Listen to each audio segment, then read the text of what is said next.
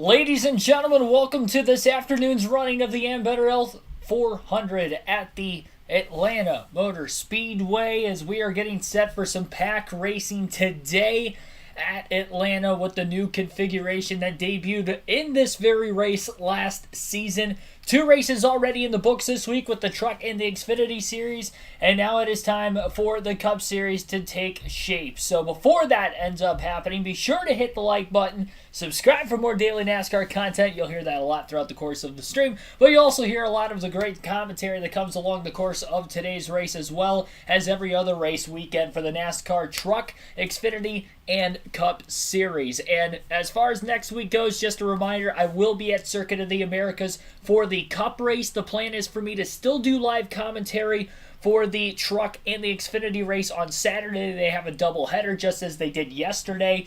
So again, the plan as of right now is to still do those races for you guys. But Sunday we'll have a race highlight video from the grandstands for you.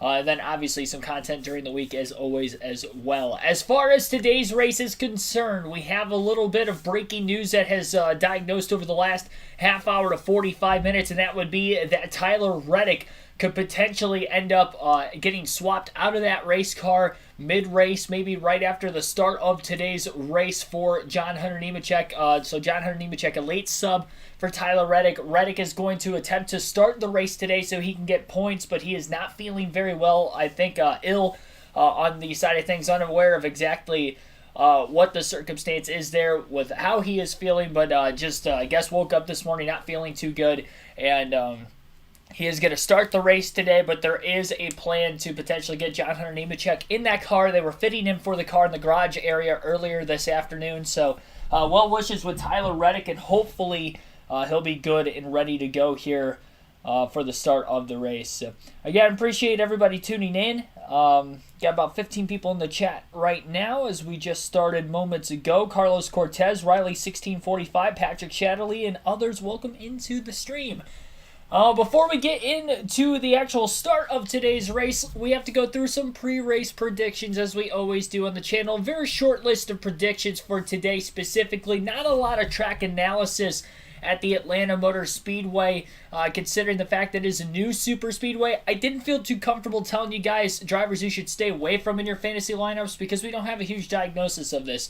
But because it is going to be a pack race, you can kind of take some success that the drivers had at Atlanta last year and at the super speedway specifically last season, and in the Daytona Speed Week session we had just about a month ago with this next gen car, and I think that will translate to these 3 drivers specifically who I'm predicting to get top 10 finishes today, and 2 of which who I think are probably the favorites to win the race and eventually my pick to win. Gonna start off with the guy that maybe is the least likely of these 3 to win the race today, but could have a strong run as he did during the Daytona 500 just about a month ago, and that is Brad Keselowski in the number 6. Very high on Fords today. As you see, they qualified in the top 8 yesterday. Usually you don't see the Fords qualify particularly well on the super speedways. They usually race well.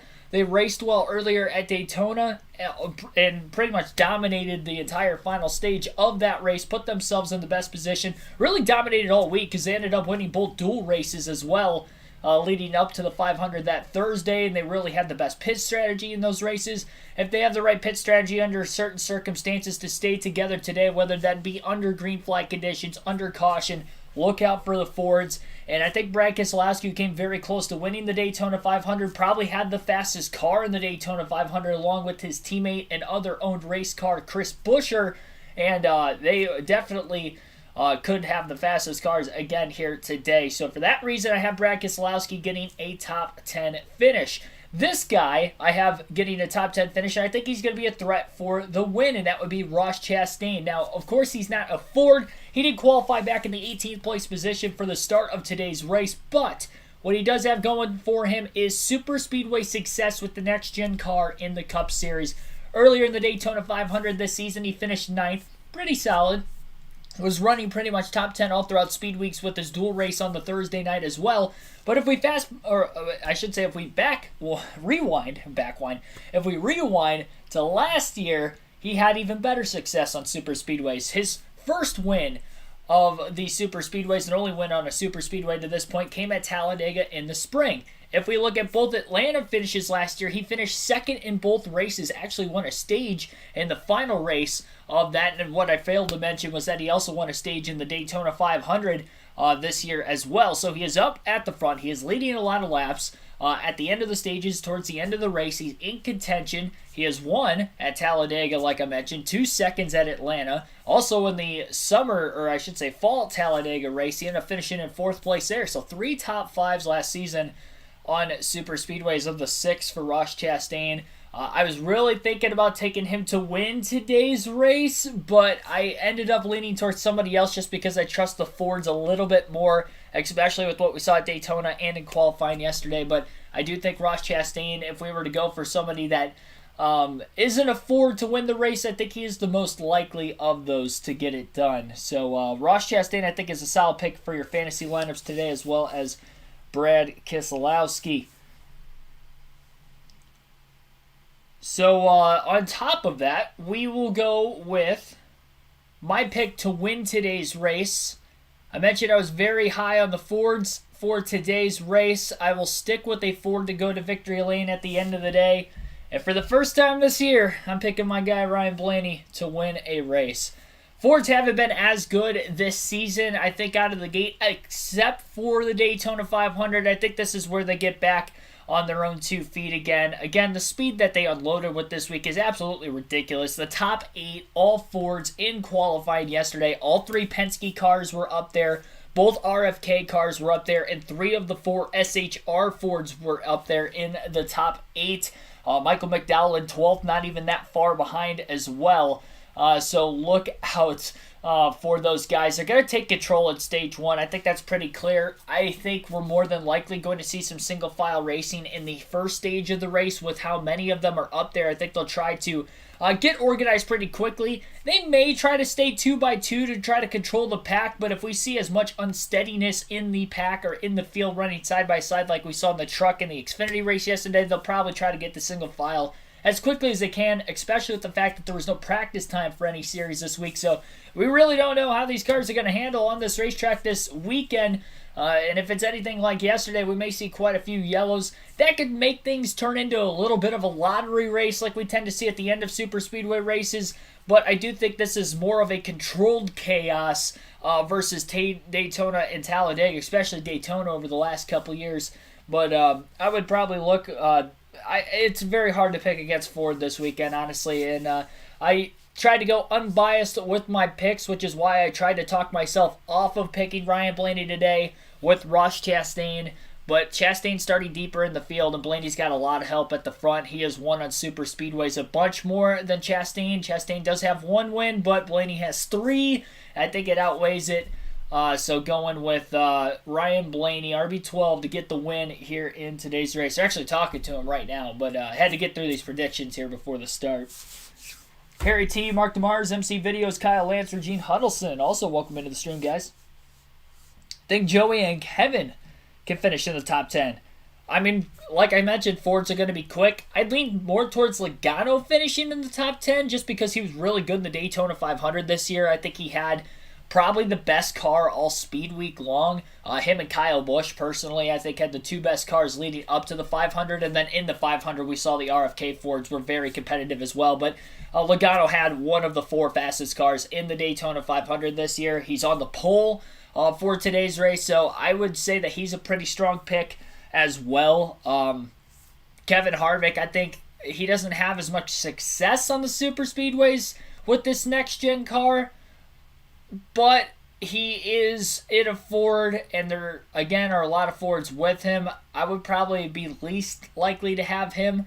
I would honestly put probably all 3 Penske cars and both RFK cars ahead of him if I had to pick, on a tier basis, and I'd probably put Harvick and Almirola. I'd honestly maybe even consider Harvick ahead of Almirola because I don't really think of Eric Almirola with the next-gen car of finishing that well on the super speedways. I don't really ever remember him being in contention. I do remember Kevin Harvick being in contention for the fall race last year at one point late because I was at that race. I think he restarted. He was the car pushing Blaney at the end of the race behind him in line, if I remember correctly. It was Harvick pushing Blaney, and then Elliott was getting pushed on the bottom, and Elliott ended up winning the race. So, yeah, Harvick was in contention in that one. But I don't remember Almirola really being in there. But I think Harvick is probably the strongest choice of any of the SHR Fords. He's had a lot of speed this year, too. I think that factors in. Of any of the Fords that have had consistent speed on a week-to-week basis, I mentioned the Fords have been struggling this year. Honestly, though, Kevin Harvick has not. He's leading the point standings, in fact, as of right now, which is a good segue to showing you guys what the point standings look like just 4 races into the season. So Kevin Harvick, as mentioned, is leading the standings. He is 3 points ahead of Ross Chastain. I mentioned Chastain has been very good this year as well, and I think could have a good run. That's even with Denny Hamlin knocking Chastain, and Chastain lost about 15 to 20 spots on the final restart of last week's race. Otherwise, Chastain would be the points leader right now. But yeah, I would say Kevin Harvick is a pretty strong pick for a top 10, honestly. Tim Urban, thanks for tuning in. I think Brad K gets it done today. I think he's a solid pick. I picked him to have a top 10 run last week, and he ran top 10 all week, but unfortunately on that last restart, for whatever reason, he kind of, I don't know if he missed a gear or spun the tires or something, but he did not take off well, and everybody was kind of splitting him 3 wide middle way before they got into turn 1. He ended up losing like 8 spots, unfortunately, because that was not deserving of where he probably would have finished. I mean, if the caution never came out, setting up an overtime restart at the end of the race, and he probably would have ended up finishing just outside the top 5. Big Smoke, thanks for tuning in. Earl Arnold Jr., welcome into the stream also. I think Byron gets a top 10. How consistent Hendrick has been. He also won the Atlanta Fall race. He won the spring race at Atlanta last year. The summer race was won by Chase Elliott. But yeah, Byron and really Hendrick Motorsports, they swept Atlanta last season with the Super Speedway. Chase Elliott also won the Talladega Fall race last year, so they won 3 of the Super Speedway races last season out of the 6. So I do think that is a pretty strong pick. It's just, man, the Fords have been good on Super Speedways. It seems like year after year. Last year with the next gen car, they weren't as strong. They didn't have as much of a stranglehold. Outside of the Daytona 500 last year, they didn't really have as much of a stranglehold on the rest of the Super Speedway races throughout the rest of the season, and that's why they didn't win another one. But if you look at, what they did at Daytona, and then you factor that into today, even though they were good at Daytona last year, and then they went to Atlanta, and Hendrick, specifically William Byron, kind of dominated the race. I think he led the most laps and then won. Ross Chastain led a lot of laps that day as well. Chase Elliott was up towards the front at times, but again, they qualified in the top 8, which tells me that they have speed again. And I think single car speed is going to matter more at Atlanta than what it would at Daytona or Talladega, because it's a more narrow track. So if the faster cars are already at the front of the field, remember this is the only field that actually had qualifying that rained out this weekend. So we did get to see the fastest single cars yesterday on the track at a time, and they were just unanimously quicker. It's gonna be an upward battle. I think Toyota and Chevy are gonna have to work together, I think, as a manufacturer, if they're gonna want any sort of a chance to try to catch up to the Fords personally. But I think the Toyotas will probably actually work with the Fords, knowing how good they are, which could minimize the number of Chevrolets in the field. Remember, Josh Berry's in that 9 car this week, and not Chase Elliott, who won 2 of the Super Speedway races last year. I think that puts Chevrolet behind a little bit too, that they're missing one of their best Super Speedway racers. Because Chase has 3 Super Speedway wins too, because he had a win at Talladega back in 2019 also. I mean, you look at who Chevy has. Who's Chevy's best Super Speedway racer? Austin Dillon? I mean, he won at Daytona in the summer last year, but it took a rain caution that took 20-plus cars out of the race for him to do that. I don't want to discredit him because he did miss the wreck and won the race, and he won the 2018 Daytona 500, and he was fast in speed weeks this year too. So I'll give him that. RCR was quick at Daytona this year. So I mean, if there's a bright spot at all for Chevrolet today, I think you could look towards William Byron, like we kind of mentioned already. I think he is really the only Hendrick car that I could believe winning this race. But then you got to factor in, if he wins, that'd be 3 in a row, because he did win at Phoenix and Vegas last week, and nobody has ever won 3 races in a row with the next-gen car. The only other driver to win back-to-back races with the next-gen car was last season when Kevin Harvick won Michigan and Richmond towards the end of the regular season back-to-back weeks.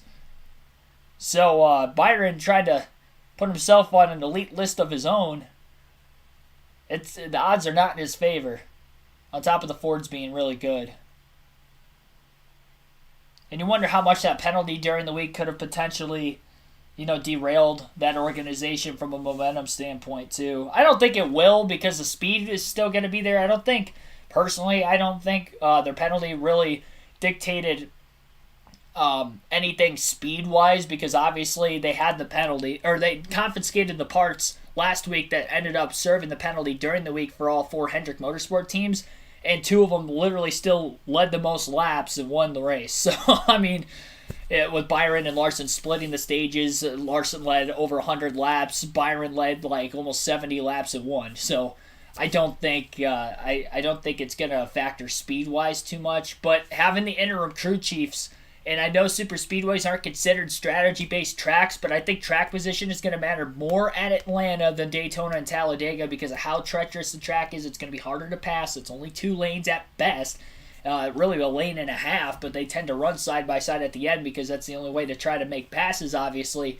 And that's when we see the accidents, as we saw yesterday in the Xfinity race and even right at the very end of the truck race, too.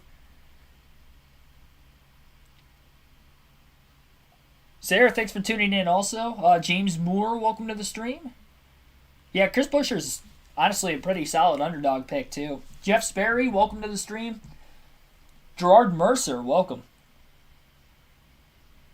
Patty and Rumdy Creations, welcome into the stream. Villanor, welcome back for another Sunday afternoon. So, if you guys have any other, drivers you want me to talk about, in the chat, I'm more than willing to do that while we're getting ready for the start of the race. Still have about 14 minutes from the drop of the green flag yet. So that was a look at the point standings. I'll put another quick plug in here real quick. And that would be for the fantasy lineup, the fantasy team. That locks in about 9 minutes. So be sure to set your fantasy lineups for today's race. And you can do that by going on NASCAR website or mobile app. If you are not in the league and wondering how this works, here you go. We'll click Fantasy Live where it says Quick Links on the top of the screen. As I just clicked, this is my team from last week, so I, as you see, have to edit this. So I'm actually going to do this as we go.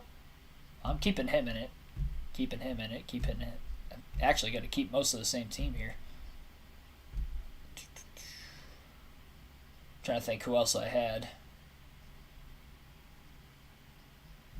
I have to look.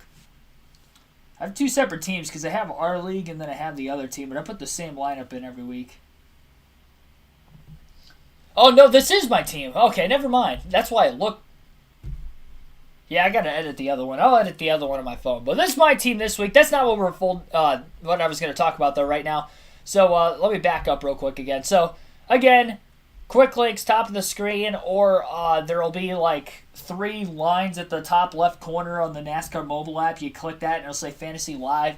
Also on there, when that pops up, all the icons that you can click on. So Fantasy Live, you can go to sign in, sign out, obviously, if you're not signed in. It's just your email, create a password. It's free to join. And then if you search for KRC League in the league to join, so you would click on League, and then if you're not in a league already, you would literally just, you could search. There's a search bar usually that you can search for a league, and KRC League is the league you want to join because that is this league. If you win the regular season or playoff championship, you do win 2 tickets to any NASCAR race if you're choosing the following season, excluding the Daytona 500. So, you might as well try to play. We've already had... it's actually kind of coincidental, but the same guy had won the regular season championship the first year we did this. I won the playoff championship, so nobody won the grand prize for the playoffs that year. But then last year, the same guy won the won the regular season and the playoff championship as well. So I had 2 separate races he was able to choose to go to this year as well. So definitely join the KRC League. I'll put it in the chat real quick, how to spell it, and it's KRC in all caps, space, and then capital L on league. Dorn Davis, welcome into the stream.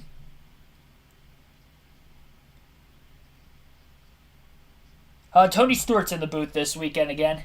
I think he was. I heard him on like a podcast recently that he was scheduled to do like five. I can't remember if it was 5 or 6 races, but yeah, he's gonna be in the booth for a handful of races yet. He's done 2 so far. Well, he's done 3 because of the clash. I don't know if that counted or not, so that's why I said 5 or 6. But he's in Atlanta, and I think there's 2 more weeks he's scheduled for. I think he said Sonoma, and I can't remember what the other one was that he's supposed to be in the booth. But yeah, Tony Stewart's the guest commentator in the booth this weekend for Fox. And the race is on the big Fox network again, for anybody wondering also.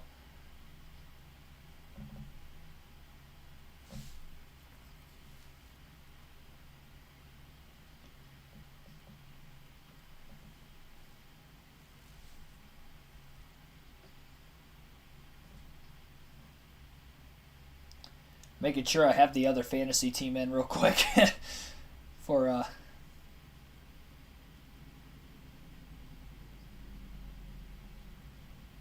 there we go.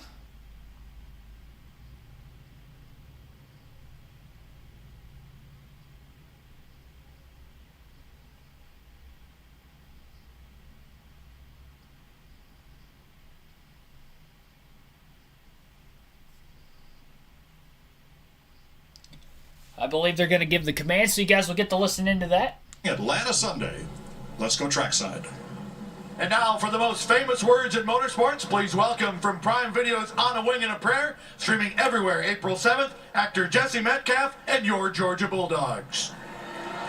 Drivers, start your engines.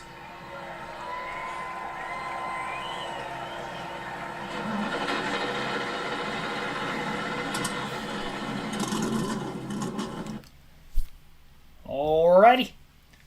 A quick update on those fantasy standings also before I go through the starting lineup for today's race. Not an Elliott fan, currently our regular season points leader after 4 of 26 races.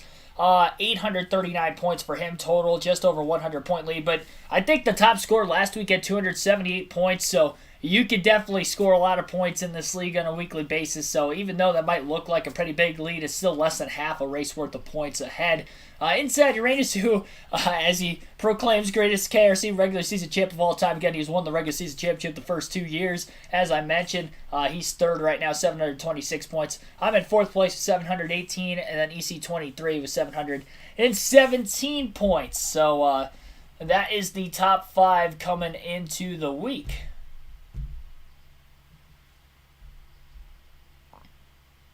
Waiting on the raw feed right now on NASCAR's website.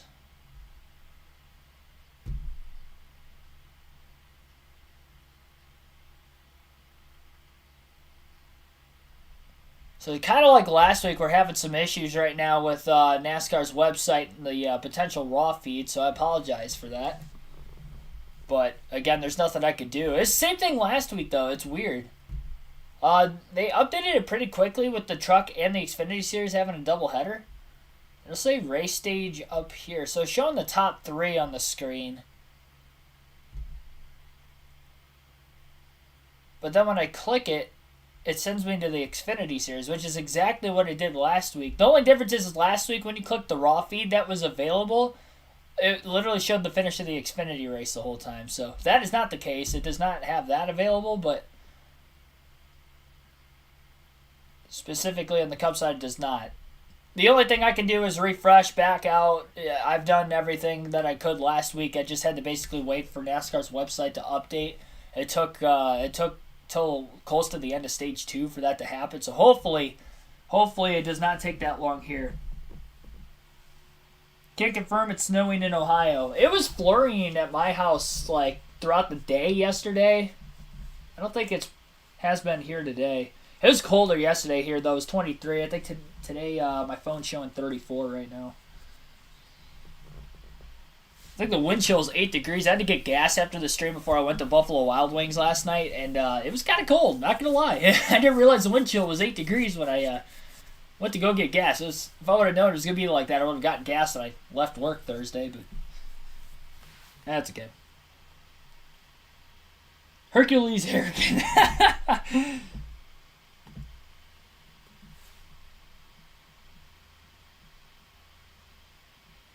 Is that the same account too? It is. That's funny. All right. Gonna pay Kyle Busch? No. Not today. I think the Fords are too good. I think if there is a Chevy, though, like I mentioned, both the RCR Chevrolets, Austin Dillon, Kyle Busch. And then I'd throw William Byron in there with the hot streak he's on, but more specifically because he does have some super speedway success. He won at Atlanta in the spring last year as well.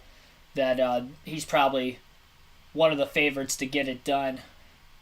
That isn't a Ford today.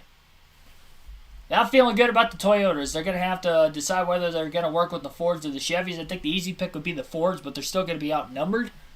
So it's just kind of a tough situation that they have to deal with really every super speedway race. Here's Joey Logano with Regan Smith a little bit ago. Make sure the 22 car has the same clear view that it has at the beginning of the race at the end. I'm unsure, and I think that's probably how the whole field feels like right now. The cooler temperatures, is breezy out. Obviously, we've changed a lot of things to our race cars since the last time we were here, and so it's a bit of an unknown. Even what you need for choose rule, what we're going to need for strategy, and what the Sauter Trader Mustang's going to drive like in the pack. Nobody knows, so we just got to be ready to evolve and change as we keep going. Good luck, Joey. Thanks. Mike? So that was the pole sitter for today's race. We'll go through the rest of the starting lineup here real quickly. Joey Logano again on the pole for today's race. One of the quickest cars in the 500 this year. He won a dual race, so looking to win his first points race of the season today. And Austin Cindric, the defending Daytona 500 winning champion from 2022, is going to try to win his second career race on a super speedway as well today. His teammate, or their teammates, Ryan Blaney on the inside of row 2 with Brad Keselowski to his outside. Blaney still looking for his first points-paying win in the next-gen car, as well as Keselowski. Eric Almirola and Kevin Harvick will line up in row number 3. Almirola, two-time Super Speedway winner in the Cup Series 2014 Summer Daytona race and the Talladega Fall race in 2018. Kevin Harvick, a multi-time winner on Super Speedways and Cup as well. Chris Buescher and Chase Briscoe back in row number 4. Buescher won his dual race at Daytona with the next-gen car back in 2022 and had one of the strongest cars in the 500 this year. We'll see if he can replicate that speed today. And Briscoe just looking for his first top 10 of the season. It has been a struggle for that 14 team so far. Kyle Larson and Christopher Bell will be back in row number 5 for today's race. Neither one of those two drivers have ever won on a super speedway. William Byron and Michael McDowell will be back in row number 7. Byron, again, the defending winner of this race at Atlanta a season ago. Austin Dillon and Denny Hamlin will line up in row number 7, looking for their first wins of the year. Alex Bowman, the only driver to finish in the top 10 in the first 4 races for Cup this season, on the inside of row 8, and Tyler Reddick to his outside. Again, developing story for Reddick coming into the day. He was feeling ill this morning. He is going to attempt to start the race, but if John Hunter Nemechek has to fill in for him, that could potentially be the case. He got fitted for the car earlier this afternoon in the garage area. And as well for Tyler Reddick, because he is starting the race, wherever Nemechek finishes in that car at the end of the race, he will get points for still because he made the start. Kyle Busch and Ross Chastain will be back in row number 9. Busch came moments away from winning the Daytona 500. We'll see if he'll have good speed on this super speedway today at Atlanta. And Ross Chastain, who finished second in both Atlanta races this year, and 2 super speedway wins for him last season, or 1 super speedway win for him last season as well. We'll see if he can have a good shot at the win again today. Bubba Wallace and Justin Haley back in row number 10. Also, a couple of winners in the Cup Series and Super Speedways. Each of the first career Cup wins came on a Super Speedway. Josh Berry and Noah Gragson back in row number 11. Again, Berry filling in for the injured Chase Elliott now for the second straight week. And Noah Gragson making another Cup start at Atlanta. He ran both races a season ago. Ty Gillen and Ryan Preece will be back in row 7. Preece looking for his first points finish inside the top 10 this season as well today. Daniel Suarez, Ty Dillon starting fairly deep in the field back in row number 13. Row number 14 behind them will be Ricky Stenhouse Jr., our 2023 Daytona 500 champion, and Eric Jones to his outside. Martin Truex Jr. qualified very deep in the field on the inside of row 15. He's got veteran A.J. Allmendinger also to his outside. Corey LaJoie and Cody Ware back in row 16. LaJoie potentially a long shot to win today's race, but he ran very well here in the fall, was in second on the final lap before getting into a crash.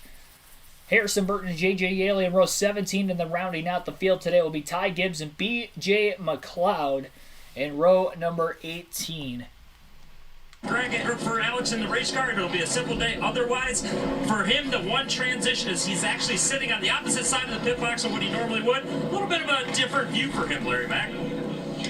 Yeah, Regan, pit road can be a difference maker every single week. It may be a strategy call like we saw at Phoenix. It may be a fast pit stop, but it might be a mistake. In the first 4 races this year, we've had 26 pit road speeding penalties. Kyle Busch alone has had 3. This is now the longest pit road on the schedule at 45 miles per hour. I think the speeding police will be in full force. And to follow up on Brad Keselowski, you make a green flag pit stop, even if you're the leader, you'll be 2 laps down. So, again, extended pit road at Atlanta. We didn't really see that yesterday in the Truck or Xfinity race. There were no green flag pit stops, but with the Cup race being longer in length by 150 miles in the Xfinity race and almost 200 miles longer than the Truck race, we're more than likely going to see green flag pit stops today versus yesterday. Still not a guarantee, but again, more likely to have that happen, and that will be a big factor today because you could lose upwards of 2 laps on the racetrack. We saw a couple drivers make unscheduled pit stops in the Xfinity race yesterday. They lost 2 laps under green flag conditions, so kind of similar to a short track, really. But on a super speedway, it's going to be a lot harder to get those 2 laps up, even with the rest of the field having to get through stops if they get all the way through it.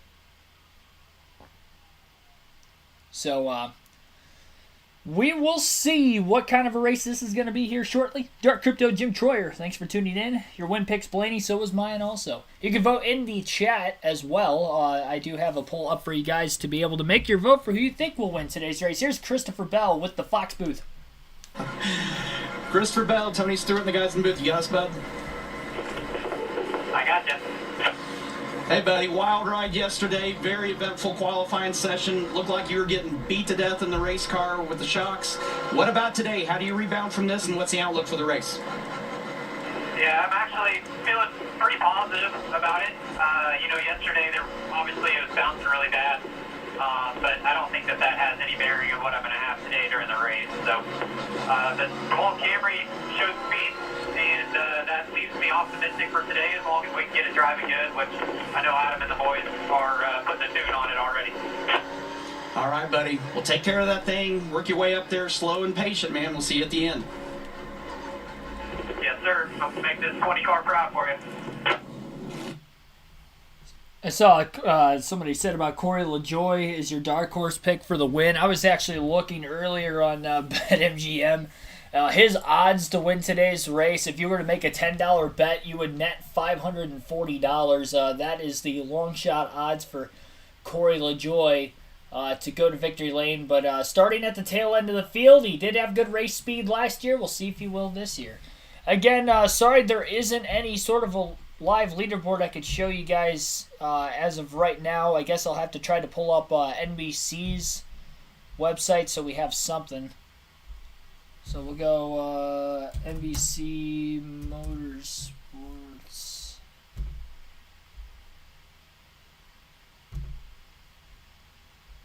Let's go NASCAR.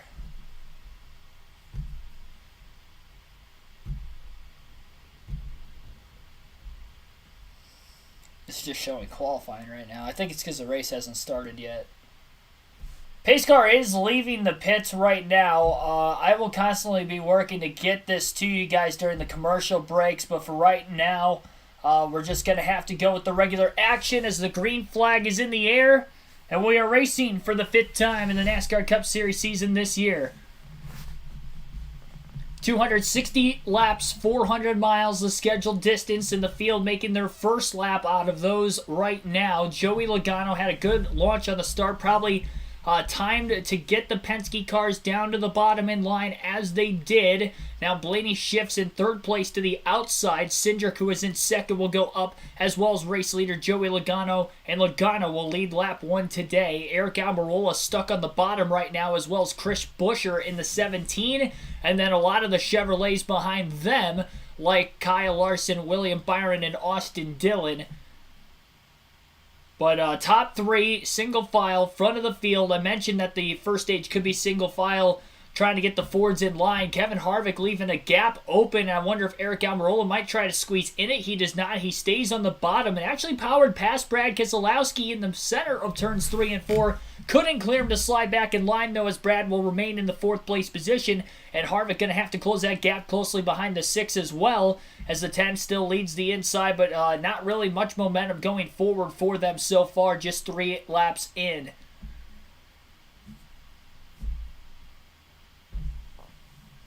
And now Almirola gets to the top. It's going to be between the SHR Fords of Kevin Harvick, and then he got in front of his other teammate, Chase Briscoe, in the 14 car. So now Chris Buescher's the lone Ford down in the bottom, and we'll see if he can get up to the outside as well. I'm sure Keselowski would let him in. The problem is Keselowski's about 2 car lengths ahead of him, so he really doesn't have any control in the 17 getting up there. It's not like he can lag back and let the inside lane get that close to let the 17 in, because then William Byron, who is second in line behind the 17 on the inside, would not be able to get going.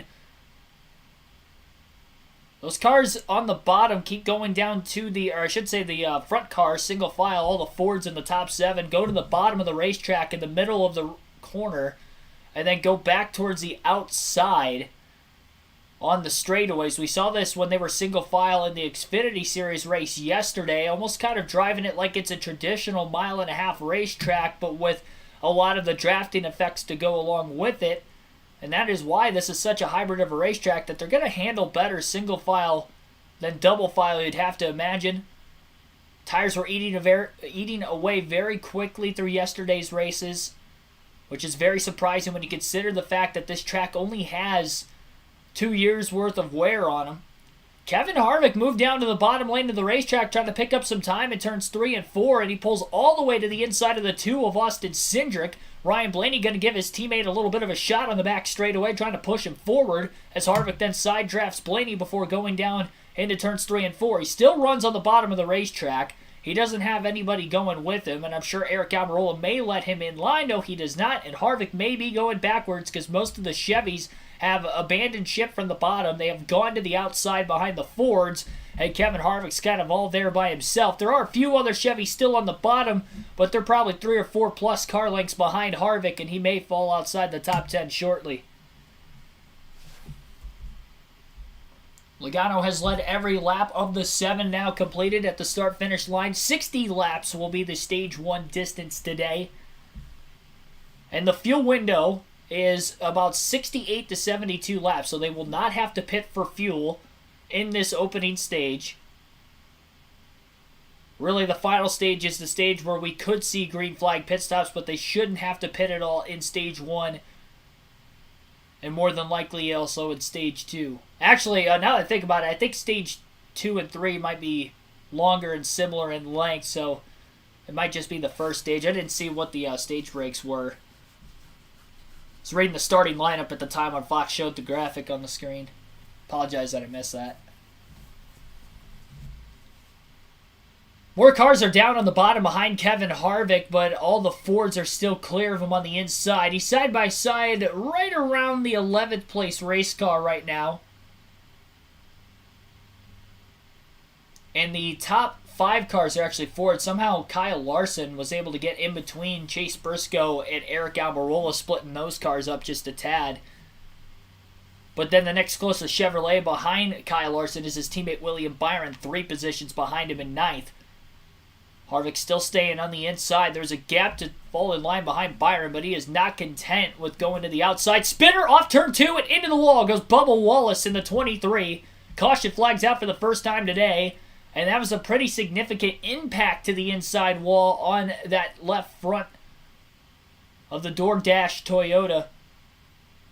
And it looks like the right side tires are both flat on his car too, as he is beached on the back straightaway and going to have to get a wrecker truck to push him back onto pit road. The car looks like it's still going to be drivable. He doesn't have that much damage, but at the same time, there's a lot of damage on that left front. He bashed it in enough that aerodynamically, I don't know that he's going to be as fast as what that Toyota could have been, and we don't really know what kind of speed he was going to have in this race today from a race standpoint, but the car just broke loose on him. No contact whatsoever right off the exit of turn 2, and we saw that yesterday in the Xfinity and the truck races as well, where drivers were just losing control, and off the exit of turn 2 was kind of that spot where they had lost control more often than not. The flatness of the back straightaway with the 28 degrees of banking on both corners causes the cars to get really light, but it's a sharper angle off turn 2 than the front stretch because the front stretch has the 2 kinks on the front. So therefore, the angle coming off the exit of the corner, you can kind of feed it out towards the wall a little more versus turn 2. It's very sharp because it's a flat back straightaway. It's very straight.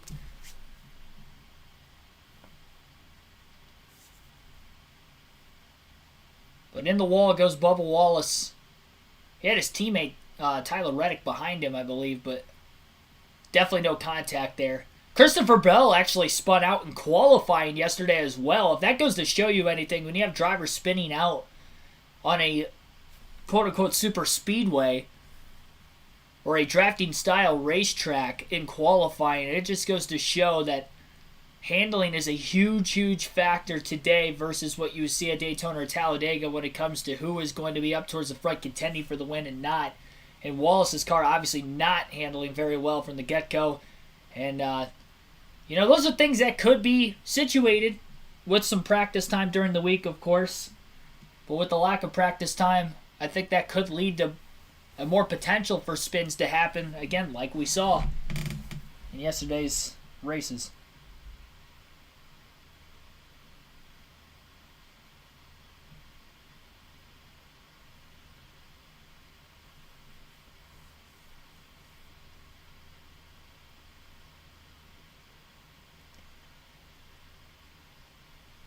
Alrighty. Derek Booth, welcome into the stream also.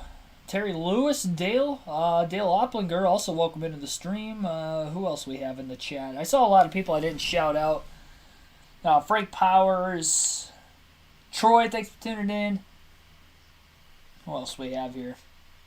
Dale Campbell, also welcome into the stream. Thanks for everybody tuning in. We have just under 100 people watching right now. Hopefully today isn't the Crash Course 400. I hope so too. It can't be any worse than the Yellow Flag 250 at Atlanta for the Xfinity Series yesterday. I'll tell you that much. So working on trying to get a leaderboard up for you guys. NASCAR's website, again, is not cooperating for the second straight week for the Cup Series. It's weird that it worked last week for the Xfinity race. Cup race it wasn't with the leaderboard. And then this week, the Truck and Xfinity races back-to-back yesterday were fine.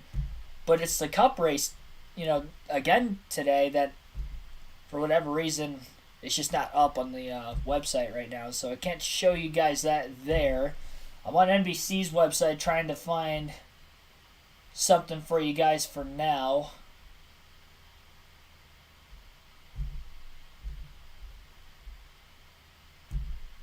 Let's go schedule. In race results. There we go. So that's the best I have for you guys from a live leaderboard standpoint. Got ads popping up right in the middle of it. So this is on NBCSports.com.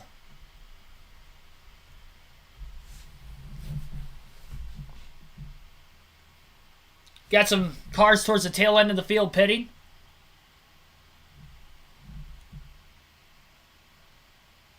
So they have added an extra minute for the damaged vehicle policy clock this weekend as well, and for actually both races at Atlanta due to the extension of pit road and it being the longest pit road now for any series this year. So an extra minute for that 23 car to try to repair the damage this week that he has suffered in the opening laps of the race.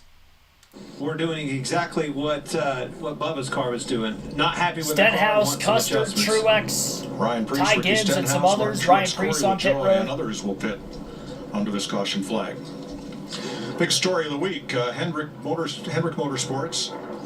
Penalties last week at Phoenix. Before anyone was on track, the hood louvers that exit air. There were the point standings after Phoenix, after the penalties. All three of those full-time Hendrick drivers, Chase Elliott sidelined with injury, dropped, and the crew chiefs were suspended for 4 races for modifying the louvers. which are a single source part not to be modified by the teams. Biggest combined fine to any one organization in NASCAR history. Jeff Gordon spoke on the pre-race about it, and here are the substitute crew chiefs for this week, some with much experience: Kevin Mendering, Tom Gray, Brian Campy, and Greg Ives, who Regan pointed out was last year the crew chief for Alex Bowman, now back up on the box. I think this one's going to be an interesting week. Honestly, I think we ought to just cover this hearing live. I want to see it live on Fox, and I'm going to tell you, I think that there's a chance they get a reduction here. The last time we had one of those penalties, $100,000 and 100 points, was right here at Atlanta, and it was Brad Keselowski and RFK Racing on the 6th. And that was after the race, by the way. You take this back to last week, they didn't even compete. They caught this thing before practice. They showed it to them. They took them after practice, long before they ever competed in qualifying in the race. It'll be interesting. There's been quite a dialogue back and forth between NASCAR and the teams about some of these single source parts and the quality and the fit and whether new parts are in the pipeline. So notice that all of the Penske teams chose the same lane for this restart. Outside. Outside was the dominant lane yesterday for the Xfinity and the Truck Series as well for the restarts. At times you would see the top 4 to 6 cars pick the outside lane before drivers from 7th on back would actually try to gain track position down on the bottom. I don't think we're seeing as big of a fallback, at least on the opening start of today's Cup race. So maybe going to the bottom for drivers like Kyle Larson, Denny Hamlin, William Byron, who will be in the front 4 rows. I think this is a pretty good strategy call for them. We'll see if they'll be able to keep up with the Fords on the top. There was one Ford that will restart on the inside of row 1, though, and not on the top with the rest of them, and that would be Brad Keselowski in the 6. I just realized I have to refresh the page literally every time for our leaderboard on NBC to work. So it's not actually working lap by lap without me touching it, so I'll try to remember to refresh it as much as I can. We are on lap 15 right now. Sean Murphy, Tyson, 2817 plays. Thanks for tuning in also. Bond 1771, thanks for tuning in. Big Dog, welcome. Brett Whitesides, welcome. Green flag back in the air.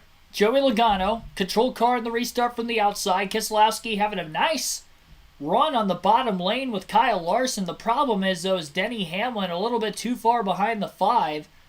Keselowski thought about going up to try to side draft, but he did not. And did not move up in front of Ryan Blaney when he had a chance to. Larson desperately moves to the outside in front of Eric Almirola. Almirola started going up the racetrack trying to find a hole to get to the outside of Larson still and couldn't do it. Keselowski does find his way to the top in front of Kyle Larson, though, after Larson held up the pack on the outside behind him. And the 3 Fords for Penske of Logano, Cindric, and Blaney lead the outside lane as they did before the caution. Logano has led the first 16 laps of today's race and counting at the front of the field after qualifying on the pole. And Cindric has been giving him some good pushes on this restart both times now, and he's been able to stay out in front. The Penske Fords work as a cohesive unit to get to the outside, but the number of Fords at the front of the field in that outside lane is cut in half. They qualified in the top 8, and just 18 laps in, 4 of the 8 are no longer there, and you're left with just the other 4, and probably the best of the 4. When it comes to super speedway racing and NASCAR, again of Logano, Blaney, Cindric, and Keselowski. Cindric winning the Daytona 500 last year. Ryan Blaney with 3 super speedway wins in the Cup Series since 2019. Joey Logano, no slouch on the super speedways, and same goes for Keselowski. He's got, I think, 7 wins on super speedways in the Cup Series. So Logano, Daytona 500 champ as well. So definitely got some experience up at the front of the field. They know what they're doing, and they're trying to all work together here in the early going. It appears no surprise. Kyle Larson pulled out a line to the bottom in turns 1 and 2 to try to break up the Fords a little bit more. Broke them up enough to slide back into the outside lane in between the 6 and the 12. So now Keselowski is pinned 5th car on the top behind Kyle Larson and still in front of, I believe, William Byron. Denny Hamlin is leading the charge down on the bottom of the racetrack now, trying to make some headway. He's up to side by side with about the 4th place car of Larson. Nobody able to really touch, though, those top 3 so far in the inside lane. Third of the way through stage 1 at the line that time. Top 5, Joey Logano. Then Austin Cindric in second. Ryan Blaney third. Denny Hamlin fourth. And Kyle Larson is in fifth. Christopher Bell rocketing forward after starting at the back. Spun out in qualifying yesterday. Didn't hit anything, luckily, but lost control in the middle of turns 3 and 4.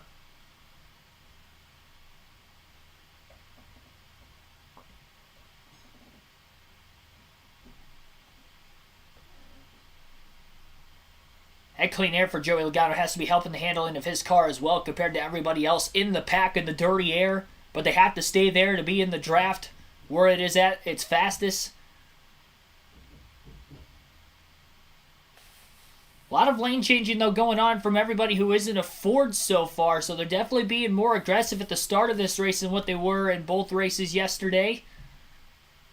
Kyle Larson jumping out of line back to the bottom as he makes a pass on Ryan Blaney. Gets to the inside of the second place car. And Denny Hamlin got to split him 3 wide. So now Larson's stuck in the middle going into turns 1 and 2 with William Byron and Ryan Blaney around him. Larson moving up the track just a little bit, barely keeping it off Blaney by the exit of turn 2. So Denny Hamlin was not content with just staying behind Kyle Larson. He wants to lead this inside group. Larson slides again up the track in the middle of the corner. He may be a little tight because that's the second time in a row he has nearly made contact with Ryan Blaney.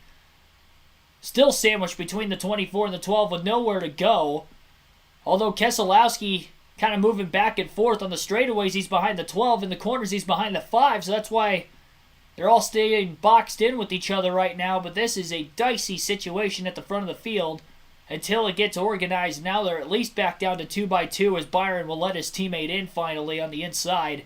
And Blaney no longer sandwiched up between the wall and Larson's car. He's got a little bit more breathing room himself. Denny Hamlin slides right up in front of Ryan Blaney, middle of the front stretch to move into third. And now 3 Penske cars no longer on the top.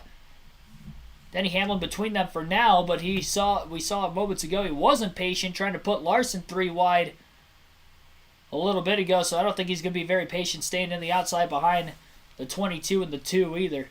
Full screen commercial break right now for Fox. We'll go through the full field running order. Joey Logano is your race leader. Austin Cindric in second. Ryan Blaney third. Denny Hamlin fourth. Brad Keselowski is fifth. Kyle Larson in 6th place. Eric Almirola 7th. William Byron 8th. Chris Buescher 9th. And Michael McDowell is 10th. Kevin Harvick in 11th. Kyle Busch in 12th. Chase Briscoe 13th. Tyler Reddick 14th. Alex Bowman 15th. Eric Jones 16th. Justin Haley 17th. Daniel Suarez 18th. Austin Dillon 19th. And Martin Truex Jr. is 20th. Noah Gragson in 21st. Christopher Bell 22nd. Ross Chastain 23rd. Ty Gibbs 24th. Josh Berry 25th. 26th is A.J. Allmendinger. Todd Gilliland 27th. Ty Dillon 28th. Ricky Stenhouse Jr. 29th. Harrison Burton 30th. And Corey LaJoie 31st right now. And for some reason, this leaderboard is not showing the full lineup. It's stopping it at 31, so I apologize for that. Yeah, we're having to use NBC's website for the time being because the raw feed on NASCAR's website is down at the start of the race for the second Cup race in a row.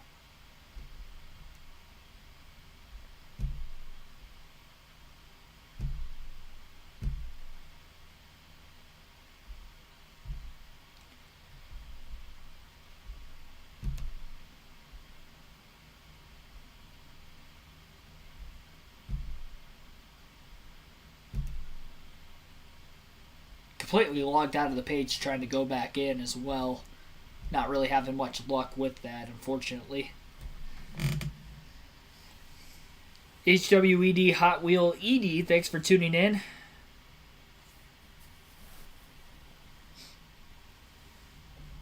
Forced to cheer for Austin Dillon now. Is it because of his paint job this week? Shane Shepard, thanks for tuning in. Where can we watch it for free? Well, it's on Fox, so I mean, as long as you have an antenna, you can watch the race there. Race is on Big Fox this weekend.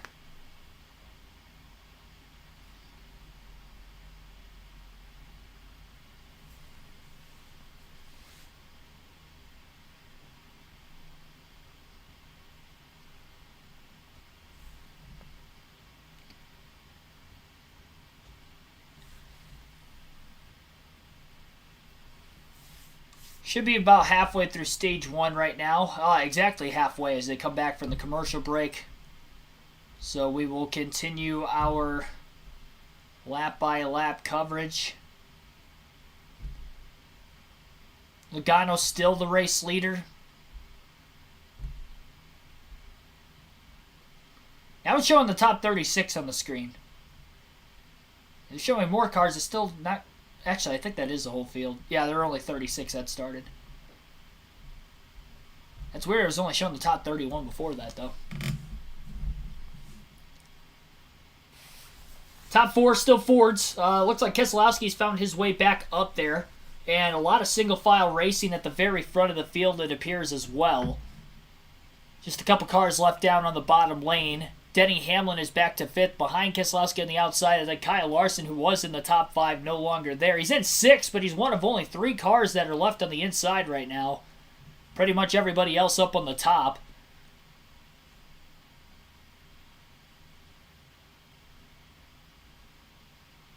It's also kind of tough to tell exactly how far everybody is behind the field. Christopher Bell had a massive run moving down to the bottom, and he had a little help going with him of Martin Truex Jr. Passed about 3 or 4 cars, but he couldn't get back into the top lane. And now it's just Truex and Bell down on the inside, and they're still outside the top 10. Kyle Larson's fallen back to 10th before he was able to get back to the outside lane. So he was there for a minute.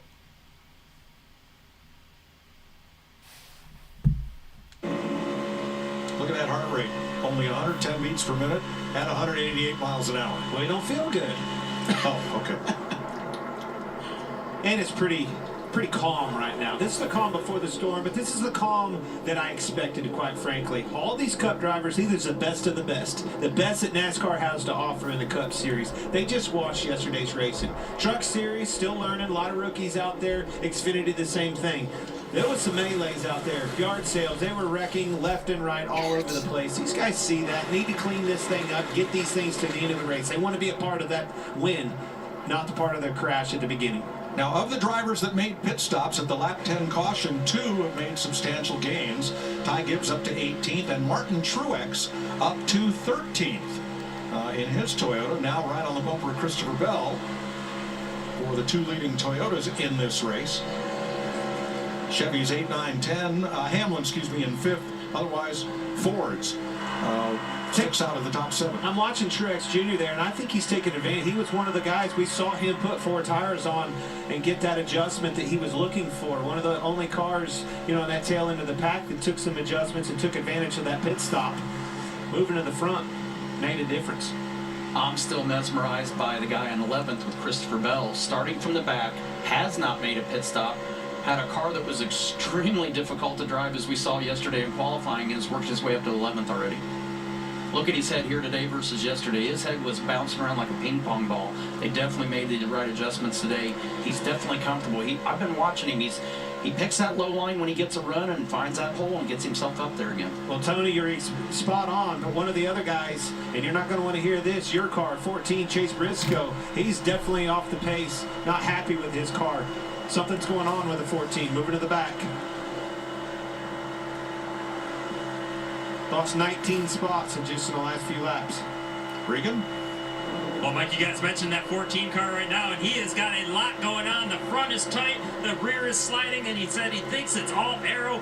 Not really sure how they're going to fix that for that race car today right now, but he is struggling out there. Sorry about that, Tony. Yeah, I appreciate that, Regan. Thank you. I appreciate everyone's concerns and well wishes. Going to another break here. We'll refresh our leaderboard, try to refresh NASCAR's website. Again, raw feed not available for the moment. I would assume it will be at some point in time.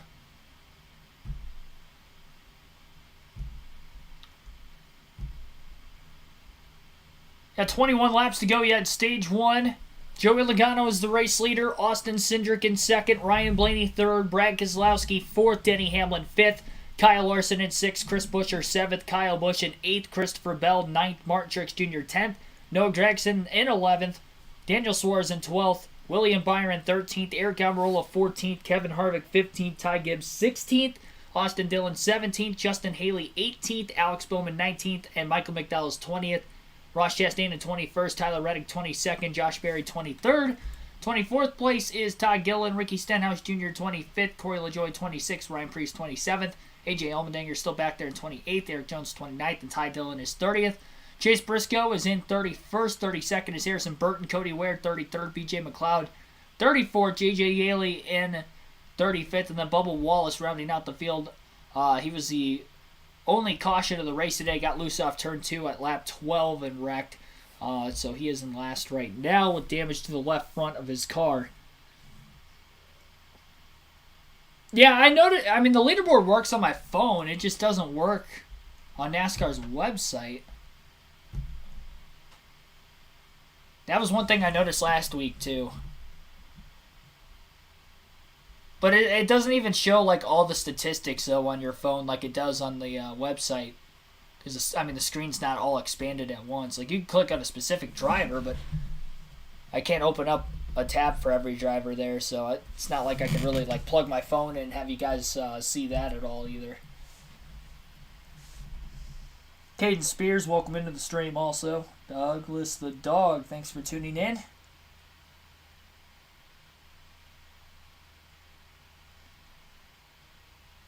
$130 people watching right now. Be sure to hit the like button, subscribe for more daily NASCAR content, live commentary streams every weekend on the NASCAR season for the Truck, Xfinity, and Cup Series. For the races I don't go to in person, I will be at COTA next week. So no live commentary for the Cup Series next week. There will be a race highlight video from the grandstands. The plan as of right now is to still do live commentary on Saturday for the Truck and the Xfinity Series.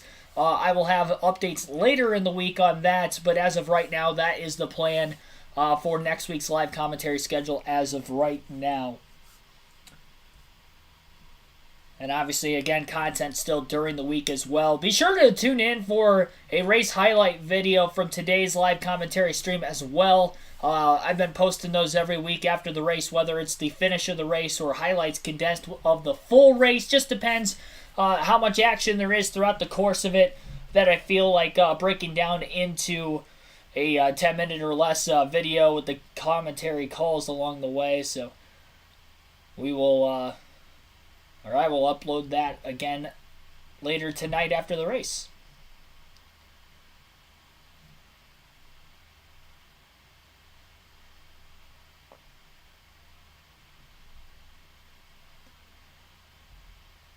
Biggest movers of the race so far, Christopher Bell and Martin Truex Jr., as they have both picked up over 20 spots from the start of the race. They're both inside the top 10, running in 8th and 10th right now. We're down to just 15 laps to go in this first stage, and Joey Logano has still led every lap at the front of the field.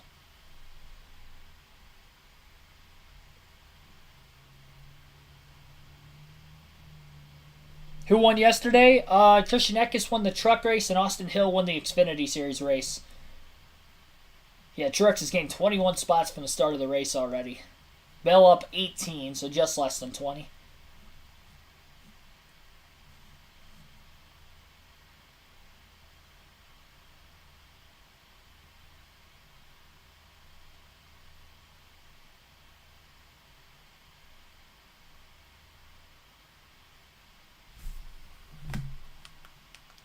Morola's off the pace, the 4 cars off the pace. Their package they come up with that they thought was going to be the heat. It was yesterday with the speed, but so far, 48 laps in, they have a handful.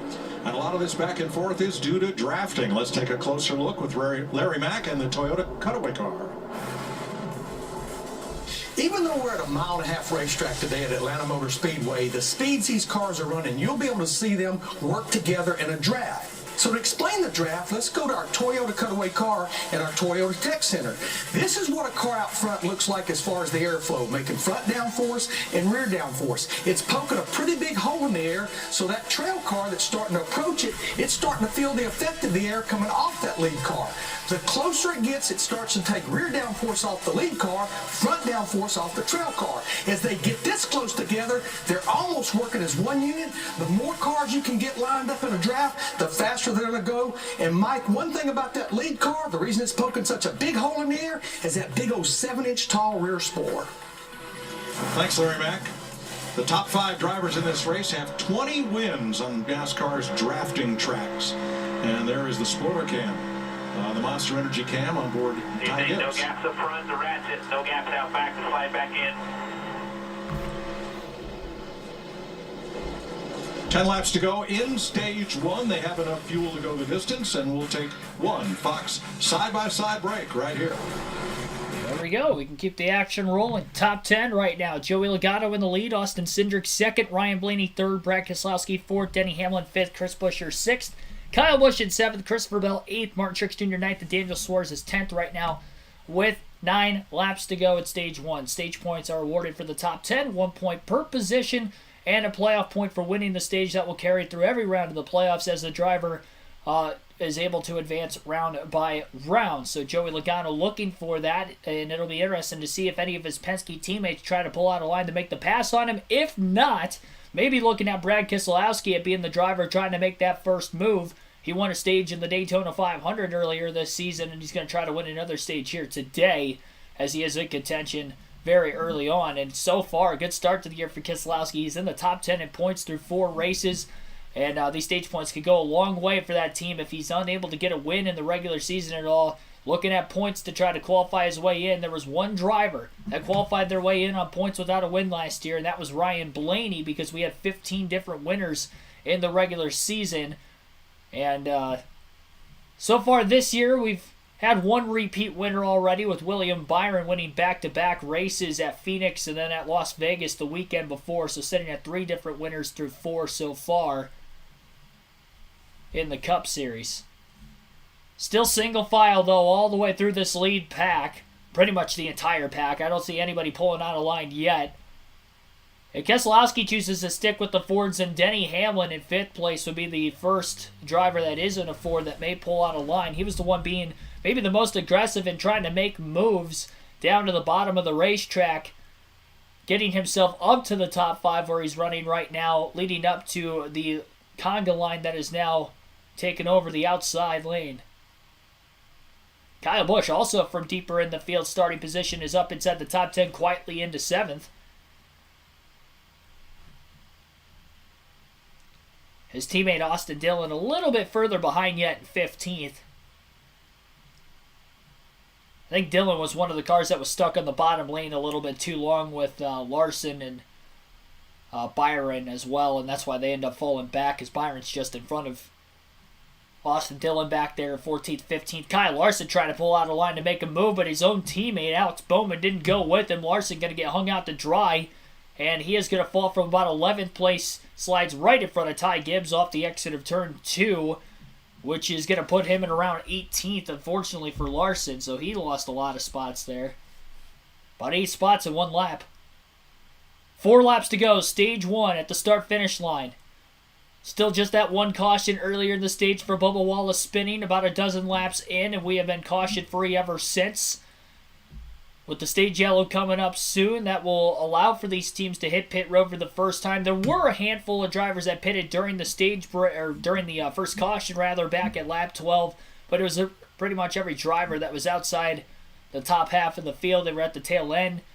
Some of them took tires, get more grip, make those early adjustments with no practice time yesterday, and able to take advantage of it for some of them. Martin Truex Jr. is inside the top 10 after being one of those drivers that pitted.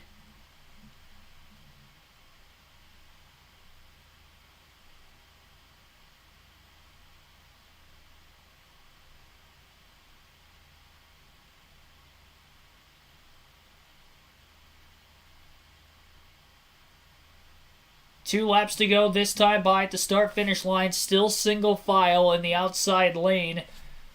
Who will be the first driver to try to make the move? It took until the last lap of Stage 1 and Stage 2 for them to break out a line in the Xfinity Series race yesterday. And drivers were able to make a run at the race lead, even waiting till the last lap if they were inside the top 10. And now there's drivers moving out of line just outside the top 10, knowing that they are not going to have a chance to get up there if they wait till the last lap. So they waited to the second to last lap. Daniel Suarez, Christopher Bell are the first 2 cars down to the bottom. They have crossed the stripe now. Final lap of the stage. Into turns 1 and 2. Kyle Busch going to be split 3 wide middle in the center of the corner as Bell gets around him on the inside.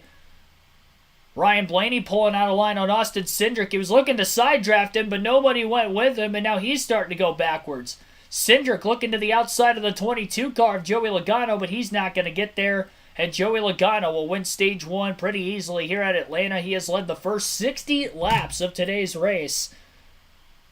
So Logano dominates Stage 1 from the pole, wins it. Cindric will end up in second. And it was kind of a scramble behind him. Brad Keselowski will end up third. Ryan Blaney fourth. Denny Hamlin in fifth place. Chris Buescher will end up sixth. Christopher Bell seventh. Kyle Busch eighth. Daniel Suarez ninth. And Martin Truex Jr. will round out the top 10. And those drivers will all receive stage points at stage number 1.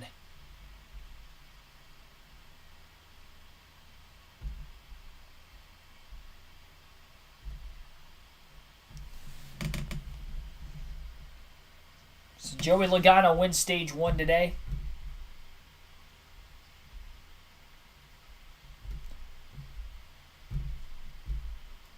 Logano came into the day 8th in the point standings. This is his first playoff point of the year, as is his first win of the season.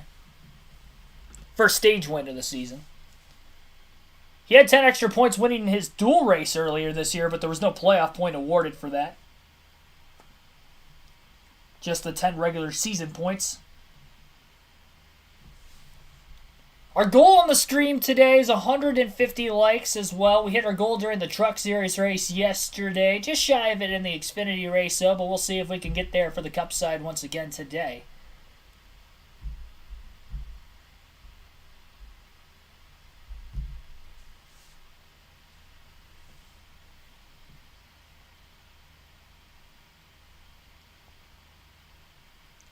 Crimson Storm 23, thanks for tuning in. Larson's season so far reminds me of Chase's last year, where he let a few get away from him.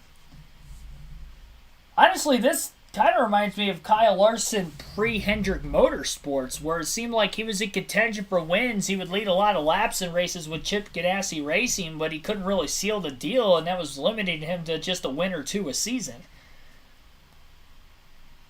Personally, that's what it reminds me of. It almost looks like the Kyle Larson of old. Now, I will say, last week, I should say at Las Vegas, he just flat out got beat, I think, personally. And then this last week, he was in a great position. Harvick caught up to him, but then they won the race off pit road. They were about to get beat for the second week in a row. And then, it was just kind of out of his hands this week. I should, let me reverse that. I should say he lost the race, personally, in my opinion, last week. The week before at Las Vegas, it was kind of a bad luck circumstance where he had like a 5-second lead, and then the caution came out with a few laps to go, costing him a chance at the win. Hit pit road and didn't come out with the lead after that, taking the 2 tires. That race was more out of his control, where Phoenix, Harvick caught up to him in that final stage. They won the race out of the pits, and then he was leading going into that last restart, just couldn't hang on. Ran the 24 up the track a little bit too much. It opened up the bottom for Blaney, and kind of got sandwiched 3 wide middle, and Byron was able to launch himself forward after a push from Reddick on the outside. There's no chance that Kyle Larson was able to defend them all off at that point. We will be seeing pit stops this time by. Pit road will be open. And it'll be the first chance for a lot of these teams to make their first adjustment after any sort of a race trim. Pit road actually not open this time. It'll be open the following time by. Surprised it wasn't open that time. Again, that first commitment line is now at the entrance of turn number 3.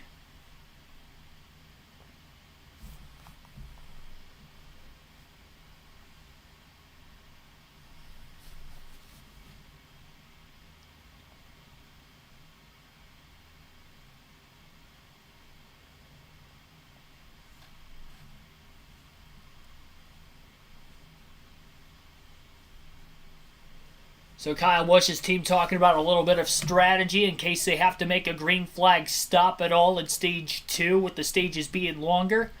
They didn't have to make a pit stop scheduled in Stage 1 with it only being 60 laps in length. It'll be very interesting today if we get any sort of green flag pit stops. Teams are probably going to wait it out as long as they possibly can for fuel purposes just because they don't want to have to make a green flag stop. Because if we get a caution in the middle of which they're not going to get trapped just 1 lap down. They're going to get trapped 2 laps down. And once you go 2 laps down, usually in a NASCAR race, it's very difficult to get yourself back on the lead lap, let alone in contention for the win following that. Logano will lead everybody in. Last week in the desert in Phoenix. That's all you can ask for. Put me out front, give me an opportunity. They did that. Unfortunately, it didn't work out for them, but they've been knocking on the door 2 weeks in a row. They were so close. Pit stop rankings led by Kevin Harvick's team overall for the season so far. That long looping apron is all part of pit road, 45 miles an hour.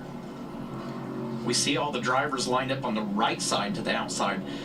If depending on where you're at, if you're on the inside or outside, it's going to change the distance, which is going to also change the pit road speed. So those guys, when they do the recon lap, they figure that out. Regan. Mike, it's been a great start for Chris Buescher. His team had some concerns about where that race car would be after 10 laps because of how fast it was in qualifying. No concerns right now for him. He will wait on field, and Kyle Busch, you heard them saying that they're going to wait on field. This was part of their plan coming into the race, was to get as much fuel as they could every stop. Jamie? Austin Cindric in the 2. Jeremy Bullins, his crew chief, calling him in and out of the pits. Car's pretty good. Wait on fuel. 4 tires. Joey Logano with a 22. Car got better balance as they ran. He's led every lap so far today, Mike.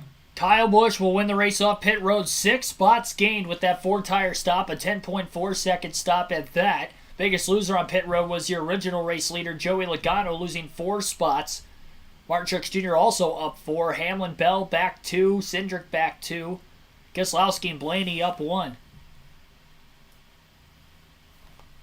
So they took a little bit less fuel in that 8 team to try to minimize the amount of time on pit road. That's why we saw a lot of pit stop times in the middle 11-second lap barrier. I think Buescher's they showed on the screen was a 12.4. But Kyle Busch 2 seconds quicker than that and easily wins the race out of the pits, so he'll be the race leader coming to the restart. Sean Browning, thanks for tuning in.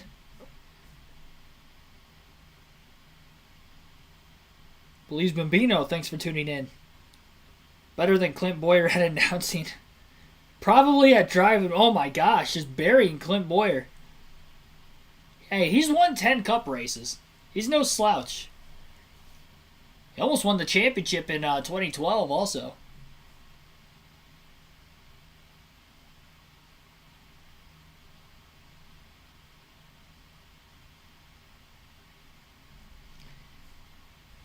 I don't think I could almost win a Cup title. I'm not that talented. I can hold my own in a quarter midget, I will say that much, but I've never driven a stock car before, so he's got a little more expertise there. Let alone at the top level. Be sure to hit the like button if you guys haven't done so yet. And again, subscribe for more daily NASCAR content. It was during Stage 2 when the raw feed became available last week when it wasn't working at the start of the race, so hopefully it'll work this week. And if it doesn't work next week, I'll be at the race. So they got a couple weeks to try to figure it out after this. Hopefully it doesn't have any more issues going forward.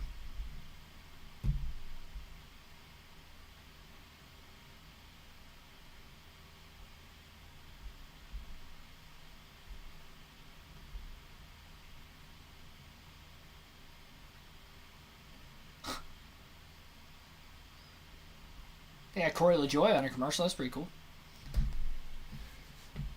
Got 50. I have to refresh the page here for a second.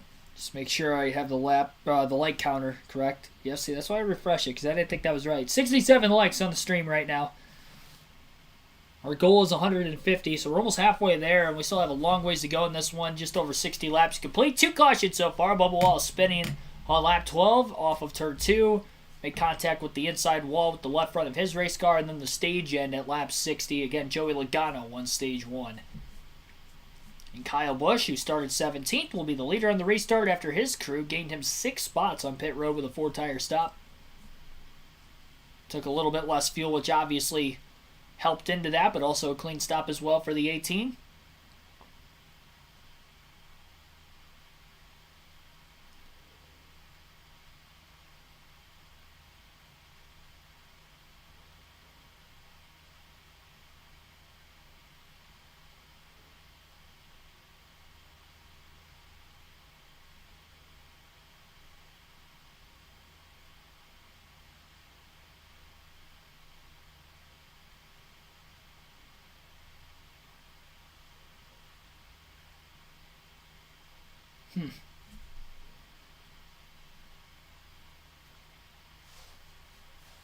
Yeah, talking about Kyle Busch's fuel situation with taking less fuel there, that I don't think that they even got it full. Leaving a couple seconds maybe earlier than intended when Kyle Busch had left his pit box. Green flag going to be back in the air. Busch elects the outside lane on the restarts. We'll probably see from the leaders all day long. Joey Logano will be on the inside in row 2 behind a fellow Ford, Brad Keselowski. And it looked like Ryan Blaney of Ford on the outside behind Busch. Top 4 cars pulling away about 3 car lengths ahead of the 5th and 6th place cars that are still side by side behind him off of turn 2. Blaney still staying connected to Kyle Busch and launches the 8 car to the lead. The 6 will have to move into the outside in front of Joey Logano in the 22. Truex leading the charge on the bottom with Chris Buescher and Daniel Suarez. Blaney in second right behind Kyle Busch as he leads his first green flag lap of the day. And only 3 cars left on the inside already inside the top 10 as a lot of cars immediately went to the top. A lot quicker than what they did at the very start of the race and that first restart after the Wallace accident.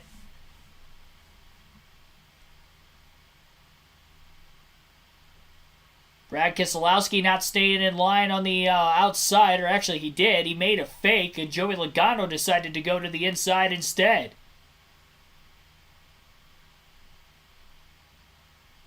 And Joey Logano now getting help from Martin Truex Jr. on the inside lane. Ryan Blaney moving to the bottom in front of his teammate and takes the race lead in turns 1 and 2 on Kyle Busch. And he really did that mostly by himself. I'm sure he laid back, got a nice run going into turn 1 before diving to the bottom. But Joey Logano wasn't really behind him. That was helping him in any sort of way in the draft because of how far back behind him he was. So Ryan Blaney by himself will take the lead and lead his first lap of the race.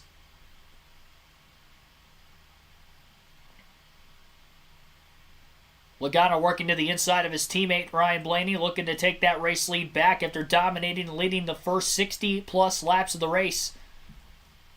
Wasn't a lap he didn't lead in stage 1. And maybe one of the early favorites in this race as he already rocketed himself forward after losing 4 spots on pit road, and he's leading the inside lane, keeping it very strong as well. And they have gained numbers ever since Logano moved to the bottom. What was only 3 cars now seems to be about 8 or 9 plus race cars. Kyle Busch moving to the bottom, trying to make a pass on Blaney. In the center of turns 1 and 2, Blaney went down to side draft the 8 of Busch to make sure he wasn't going to clear him. And Kyle Busch still leads the bottom lane and is still door-to-door with the race leader at the front of the field.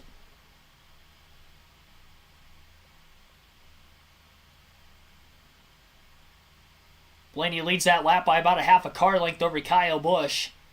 73 laps in the books thus far.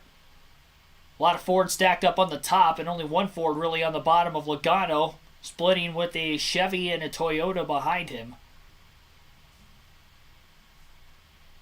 Chris Buescher and Kevin Harvick have actually just Chris Buescher. It's Daniel Suarez behind Buescher on the inside. So there's another Ford down there, but not directly behind Logano.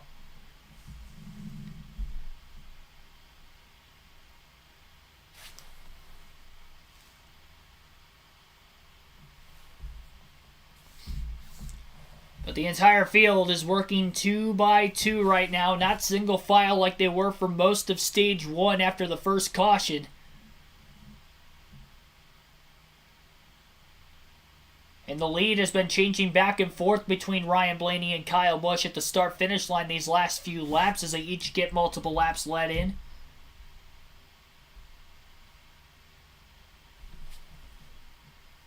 Lap number 75.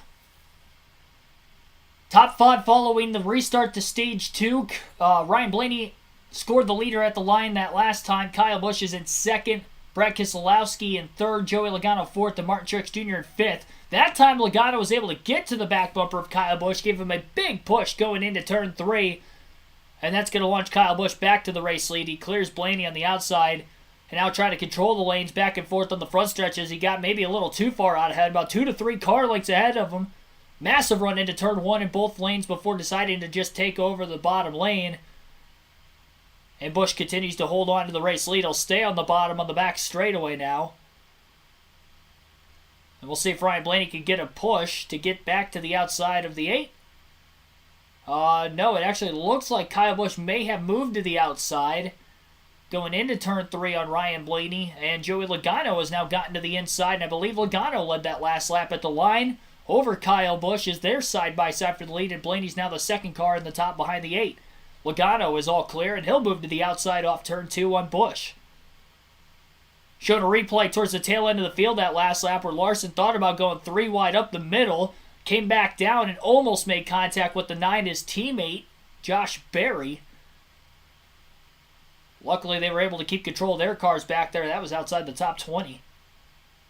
Larson's lost a lot of track position from where he was in the closing laps of stage 1.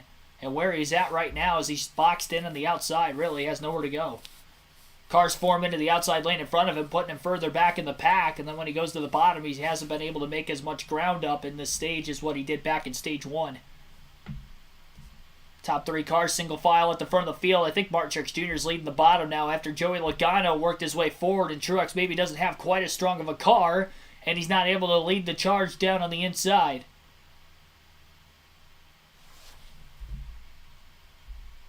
Full screen commercial break for Fox right now, and we'll take our first ad break of the race. You're watching the Ambetter 400 live on KRC.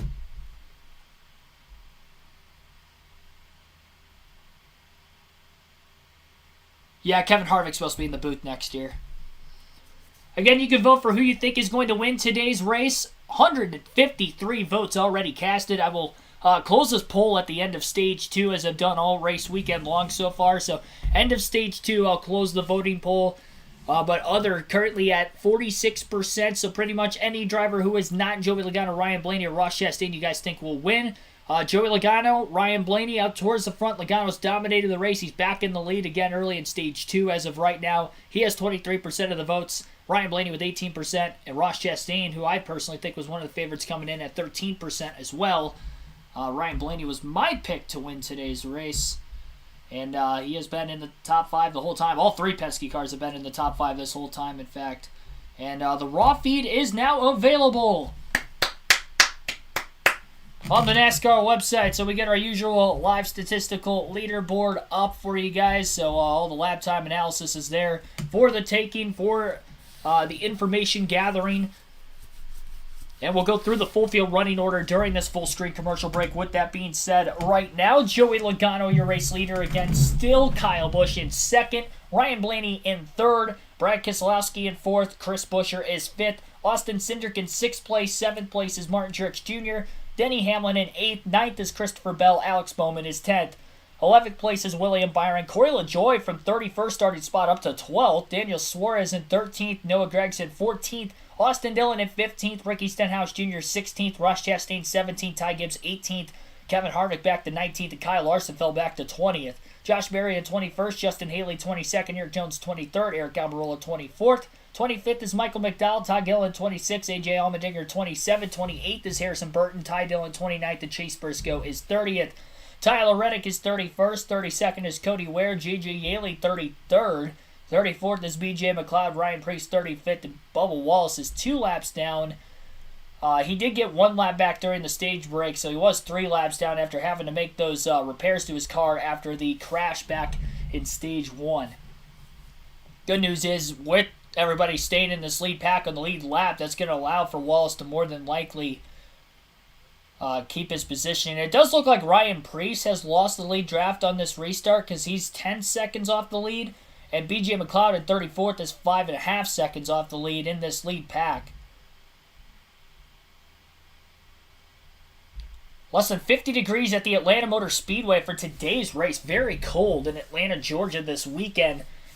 And definitely colder than last year. I think last year I was at the race, it was in the mid to high 60s, like the whole weekend I was there. So definitely a lot cooler compared to normal this time of the year in Atlanta.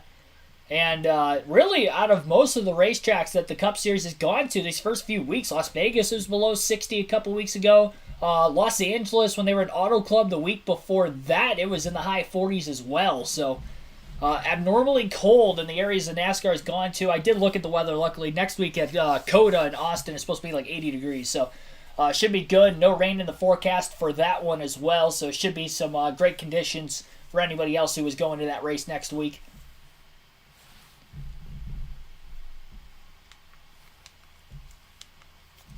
It looks like Kyle wanted to get going to get up there and race these guys in the lead. So probably about 2 gallons short.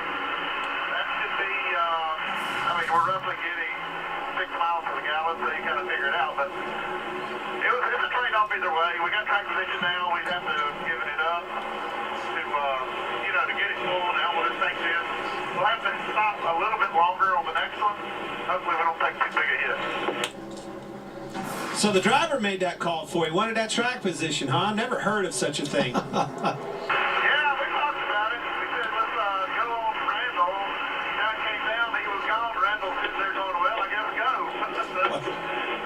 Anyway, worked out good. Our guys did a really good job, made a good quick pit stop, and that's why we didn't get as much fuel in it. All right, man. Well, maybe a caution will come out or something. You won't need it. But nonetheless, car's fast. Keep up the good work. Thank you.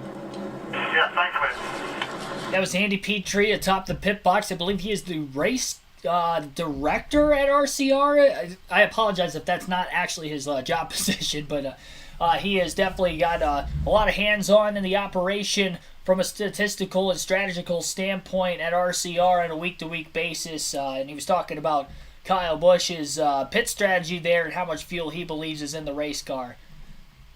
88 laps in, Joey Logano has dominated, leading 75 of them. Still only 29 laps into the second stage, which is 100 laps in length, and then the final stage also 100 laps today. Again, the fuel window is 68 to 72 laps, so they will have to make a pit stop at some point in time to top off of fuel in this stage. We have not had a caution in stage 2 yet, and if we don't have one for about the next 35 to 40 laps, we're going to be running into some green flag pit stops, which we have not seen at Atlanta with this new configuration, let alone with the new pit stop. And it's going to be interesting to see how this is going to take place. And without any practice as well to try to get the pit road speed at 45 miles an hour from speeds of upwards of 190 middle of the back straightaway, that's going to be very, very difficult. I don't know how they're going to do it, but we're going to have to find out. We might have to find out. We might not find out, but if we do, it is going to be very interesting. And I hate to say it, but I think that's going to lead to an accident. Again, just another reason why they should probably have practice of some sort going into the race day. They did have qualifying this week.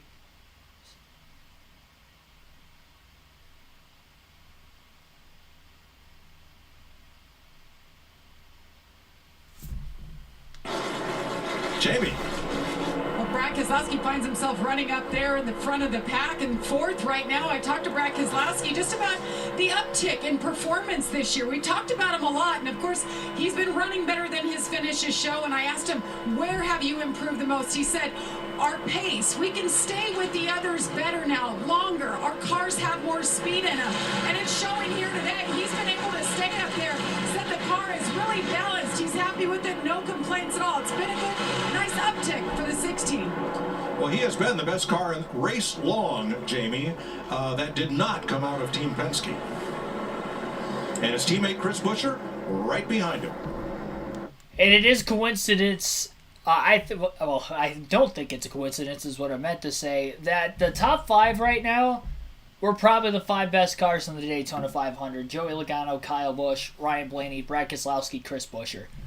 Maybe the only outlier in there would be Ryan Blaney, but I don't know who you would throw else in that group.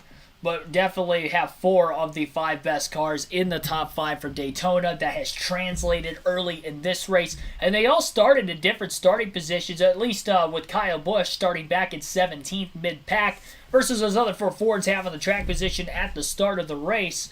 But they have gotten themselves forward in this field, and it's going to be interesting to watch. I think it is very likely the race winner could come out of those 5 here today. Going to another commercial break on Fox. We'll stay right here with the coverage during their commercial break. Joey Logano, again, your race leader. Kyle Busch is scored in 2nd. Ryan Blaney 3rd. Brad Keselowski 4th. Chris Buescher is in 5th.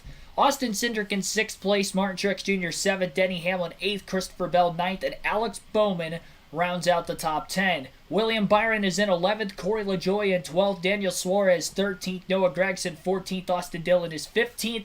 Ricky Stenhouse Jr. in 16th place. Ross Chastain 17th. Ty Gibbs 18th. Kyle Larson 19th. And Josh Berry is 30th. I don't even know how I got into the 30s there. I don't know where I messed up. Let me restart after the top 10. William Byron is in 11th. Corey LaJoie is in 12th. 13th place is Daniel Suarez. Noah Gragson in 14th. Austin Dillon 15th. Ricky Stenhouse Jr. in 16th, Ross Chastain 17th, Ty Gibbs 18th, 19th is Kyle Larson, and Josh Berry is 20th.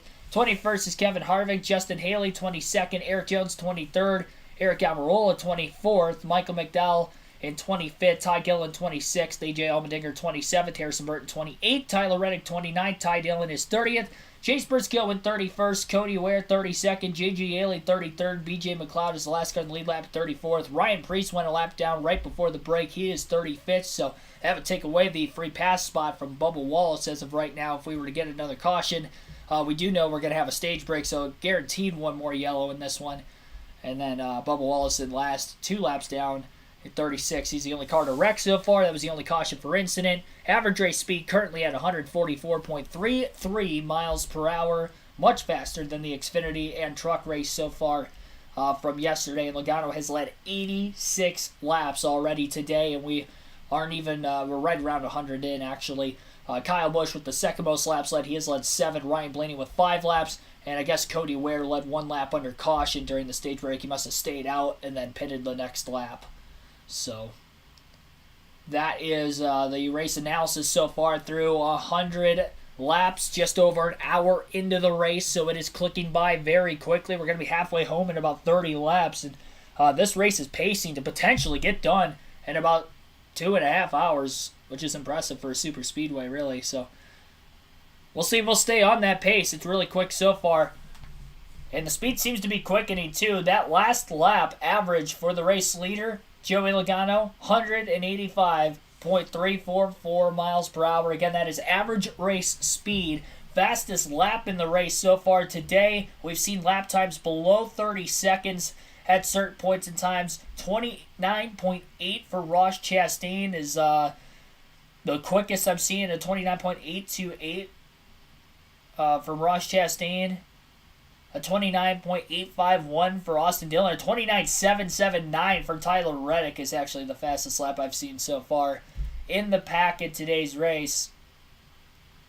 Going through this full order.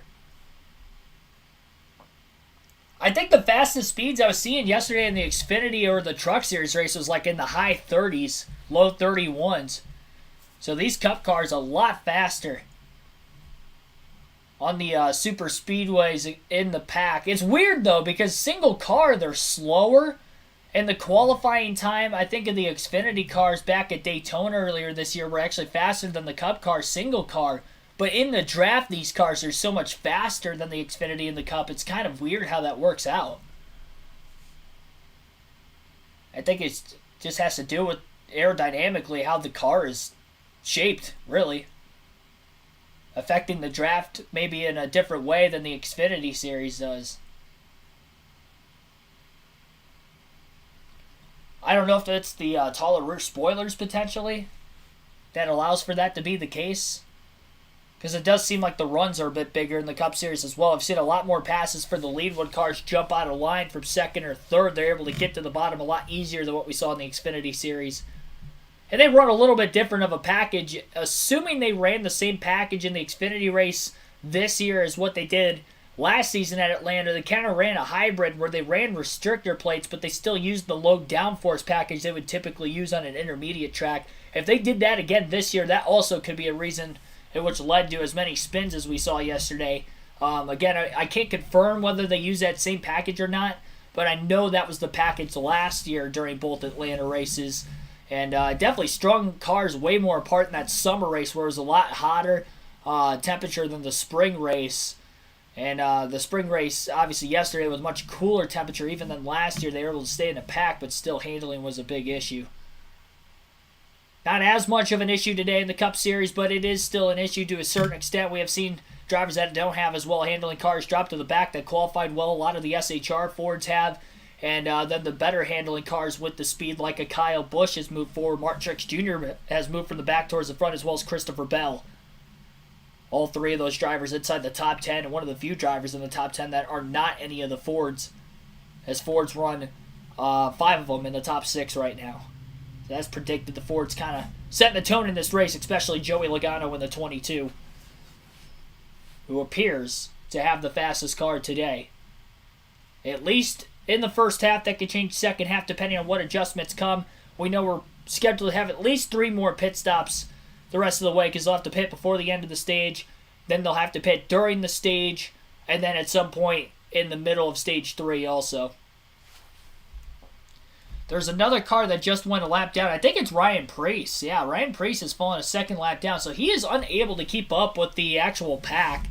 Because once he fell to the tail end of the conga line on the outside of the racetrack the last time, he did not stay with the draft and ended up losing another lap under green flag conditions. So now, Bubba Wallace, Ryan Preece on the same lap, so there is still a chance that Wallace could get the free pass after all.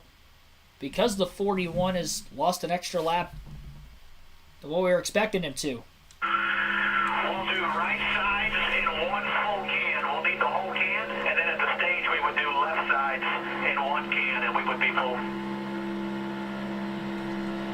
So that is the strategy call for Christopher Bell, to go one can and right sides under green in this stage if we have green flag stops, then one can to top it off, and left side tires during the stage break in stage 2. These teams are really going to try to minimize the amount of time they're on pit road if we make a green flag stop here today, because this pit road is extraordinarily long from the entrance of turn 3 to obviously the exit of the front stretch heading towards turn 1. And this is a 1.5 mile racetrack. Usually you see pit road entrances around there at a track like Martinsville or Richmond, not necessarily at Atlanta, on a track that is 3 times the length of a Martinsville or twice the length of a Richmond. Full screen commercial break here for Fox. Your top 10, Joey Logano in the lead still. Kyle Busch at second, Ryan Blaney third, Brad Keselowski fourth, Chris Buescher fifth, Austin Cindric in sixth, Martin Truex Jr. seventh, Denny Hamlin eighth, Christopher Bell ninth, and Alex Bowman is 10th. I don't think that has changed at all. I think maybe Suarez fell back a few spots. He was in 10th, and Bowman's now there. So that has changed, but that is about it because the top 9 have all stayed nose to tail, and no moves have been made recently there. Again, you have until the end of Stage 2 to vote the poll who you think is going to win today's race. Even though it looks unanimous right now, I'll leave it up until the end of Stage 2, so you guys have about 50 laps left there. And then also, for anybody in the Fantasy League, be sure to have your lineup set before the end of Stage 2. Remember, they lock then. So, again, you have until the end of Stage 2. And a lot of my drivers are up at the front right now, so I'm going to have a very, very interesting decision to have to make for myself personally on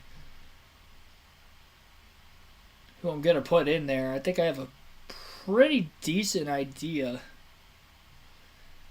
The 3 must-have picks I had for the predictions coming into the race today were Brad Keselowski, Ryan Blaney, and Ross Chastain. Blaney is currently in third. He was also my pick to win the race today. Brad Keselowski in fourth. They've both been in the top 5 all day. And then, well off of the pace I was thinking he was going to have, Ross Chastain back in 16th right now. So the Chevys kind of stagnated. They kind of really, it seems like the Chevys are the third manufacturer in this race on speed, except for Kyle Busch. which is strange. Kyle Busch is like the only car that has been competitive with the Fords and ahead of the Toyotas on a consistent basis on speed today, and he's able to make a lot of moves. He's got a great handling car, but then the other Chevys are lagging so far behind him. There's only one other one in the top 10, and that's Bowman, and he's in 10th, so... Yeah, I'm not sure. Even Austin Dillon isn't up there with Kyle Busch, where at least in the Daytona 500 you saw them working well together, but Dillon, I think, started a little deeper in the field than Busch, and he was never really with him from the start of the race. Corey LaJoie seems like he may have decent speed as well, just because he was able to get to 12th. I'm curious if he gets track position, if he can move up, because he is one of the biggest movers of today's race. Him, Christopher Bell, and Martin Truex Jr. are the three drivers that have gained the most positions from the start. Hit the like button, subscribe for more daily NASCAR content if you haven't already. Our goal is 150 likes for today's stream, and we are currently at 74, so we are one shy of halfway to our goal today, and we are about 13 laps shy of the halfway mark, so we are getting there. We're pacing to get to that goal. Hopefully we can get there and go even well beyond that. And also subscribe, because only 65% of viewers of the channel over the last month are subscribed. Again, we have live commentary, live streams every single weekend for the Truck Xfinity Cup Series. For races I don't go to in person, I will be at COTA next week. So the plan is to go there for that. But I plan on still doing commentary for the Truck and Xfinity Series. Fox, back from the break, and here's a Crank It Up. Get closer.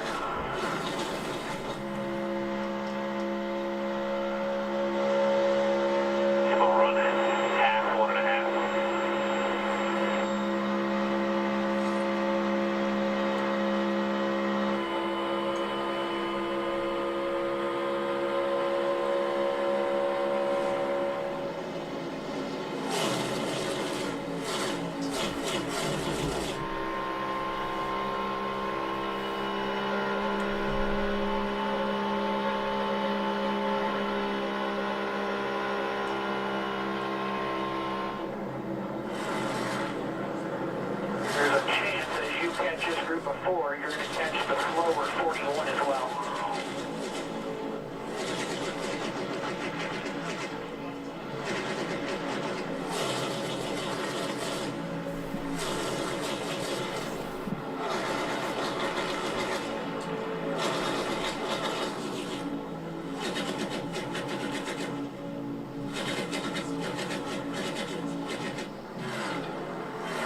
You ready for it to call the shuffle here? We're going to catch the slower 41 as you're catching them.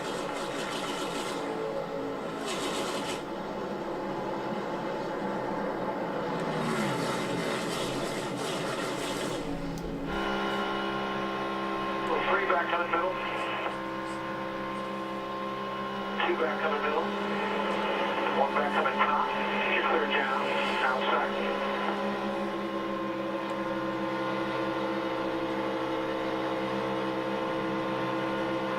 Still up top. You got about 10 more in this line, and you got a gap for about 25 lengths to a second pack.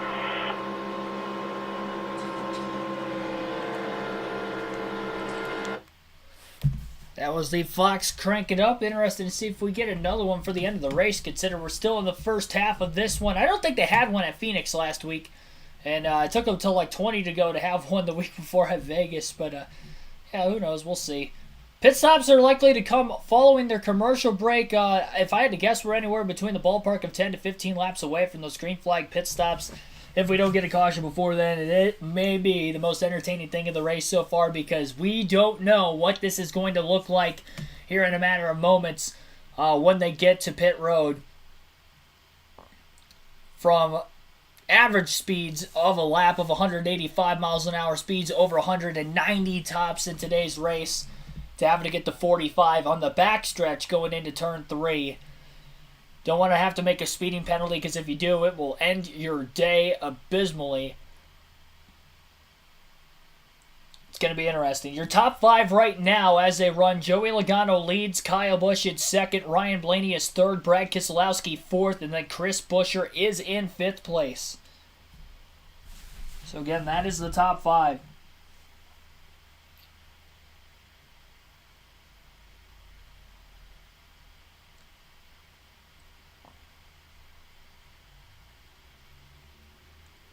Blaney's from Ohio, so I can't root for him as well. Who said that? Who said that? Oh, Big Smoke.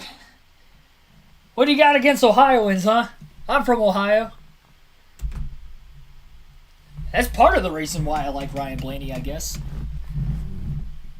Technically, I think it is. It's not like the sole reason by any means, but I did grow up watching his uncle Dale Blaney race sprint cars. I always grew up going to local dirt tracks, and Dale raced locally a lot. He's a brother of Dave Blaney, younger brother of Dave Blaney, Ryan's uncle. So I grew up, and he was always my favorite, well before I even knew of the name Ryan Blaney. And so when Ryan was getting into NASCAR, making his first starts when he was still a late teenager in the Xfinity Series, and I was like, all right, I have to root for this kid. And as he worked his way up and got the Cup, he was my favorite driver.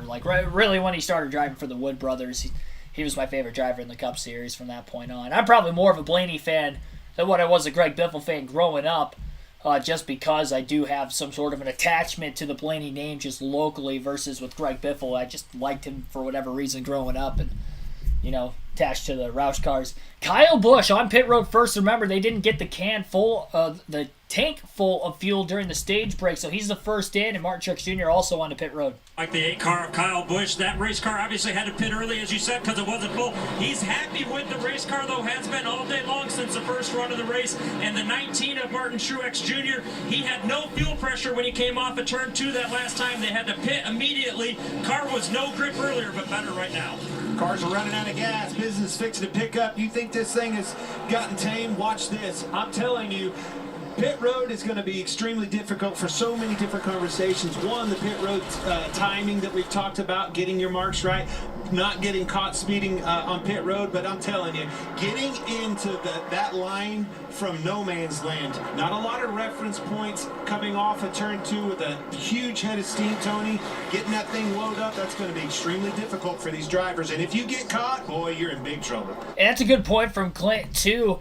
The reason why it might have looked easier for Kyle Busch and Martin Truex Jr., they were the only 2 cars coming into the pits. If we see 8 to 10, 12-plus cars come into the pits at a time, that is where we could see trouble, and a lot of it. And those Fords that I mentioned that have been dominating the race thus far, they could be in trouble here shortly if they all try to pit at once and get into any sort of an accident, and they could end up costing themselves what likely looks like a great opportunity for one of those blue ovals to go to victory lane today. Kyle Busch and Martin Truex Jr. were able to file themselves in line in the draft, so the good news is they will have some drafting help for now, which will allow them to maintain time. They also have fresher tires, even if it's only 2 tires from their pit stops, that it is still slightly fresher tires, so maybe they can even move through this pack a little bit before the rest of the field heads to pit road. 30 laps to go in Stage 2 yet. And we are exactly halfway through the race at the start-finish line this time by Brad Keselowski. He's going to dive onto pit road, but no other Fords come with him. So he's going to be pitting by himself. But if he can get back into the pack pretty quickly at about a lap and a half to 2 laps down, just like Kyle Busch and Martin Truex Jr. are able to do, then they should be okay. And Busch and Truex are back 2 laps down right now in the pack after making their stops, so they really need this to stay green all the way through, because if we get a caution, they're going to get trapped, and they'll likely be out of contention to win today's race if we do get a yellow before everything cycles through. For Kyle Busch, Martin Truex, all these drivers making their pit stop right now into green. Corey LaJoie is also on pit road. Ty Dillon making his stop. Ty Dillon coming in. JJ Haley in the pits. It's going to be very fun to watch this. There's a lot of things to lose here, and I guarantee you every single one of those. Logano and Blaney dropping to the bottom as they're 1 and 2 at the front of the field right now. They appear to be pitting this time. One of their teammates, Austin Cindric, coming in. 1 car pulling out of the Chevy group on their way to pit road also. Couldn't tell who it was, though. Stop. And there's a large group of cars. They are looking like I-75-85 through downtown Atlanta on Friday afternoon. Barely moving at the apron of 3 and 4. Here's your leaders. Now the Penske boys, they came together. Logano, Blaney, and Cindric all together. Boy, it looks slow there, Tony. Long ways around there. Painfully slow. 45 miles an hour. And then once you get to pit road, it's a long way down you're still for not these there. cars. Logano, Blaney, Cindric, and B.J. McLeod. Jamie. And Ryan Blaney will be the first to pit of those 3 in the 12. A little bit free early on, but gets better. He doesn't want to make any changes, doesn't want to spend any more time on pit road than he needs to. Right side tires for him, for Austin Cindric, and Joey Logano, who's led the most laps today, takes right sides. Cody Ware in and out. Chris Buescher, now the leader. We're not seeing manufacturers or teammates pit together here as we did at Daytona.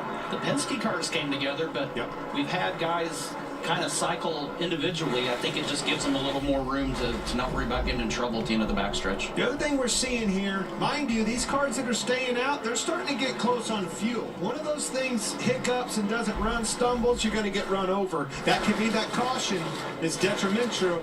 Or, talk about detrimental, 12 car, Ryan Blaney speeding on No! That is exactly what the crew chiefs told him not to do. Big time penalty. Probably There you 2 go. laps. Ryan Blaney, pit road speeding penalty. That's the dagger in his hopes of trying to win this race, I think. Wow.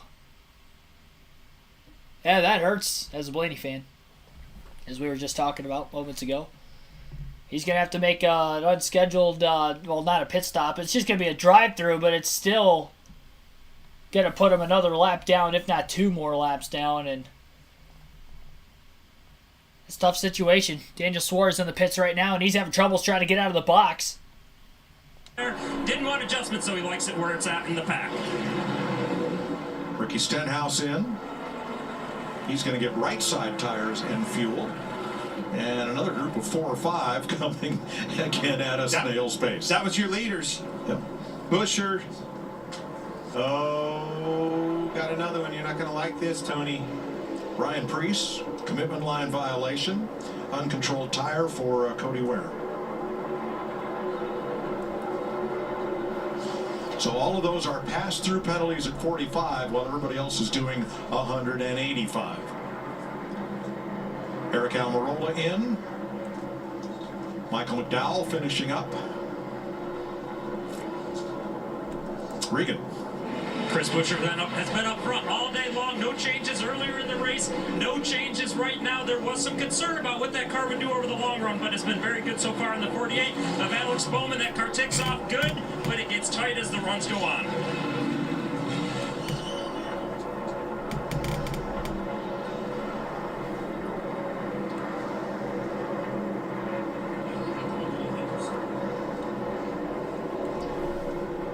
Man, there's a lot going on. William Byron in. Christopher Bell is the race leader from Kyle Larson and Noah Gregson. Regan. Mike William Byron spent the majority of that run saving fuel. They felt like it would pay dividends by being able to pit later. Fuel only for them.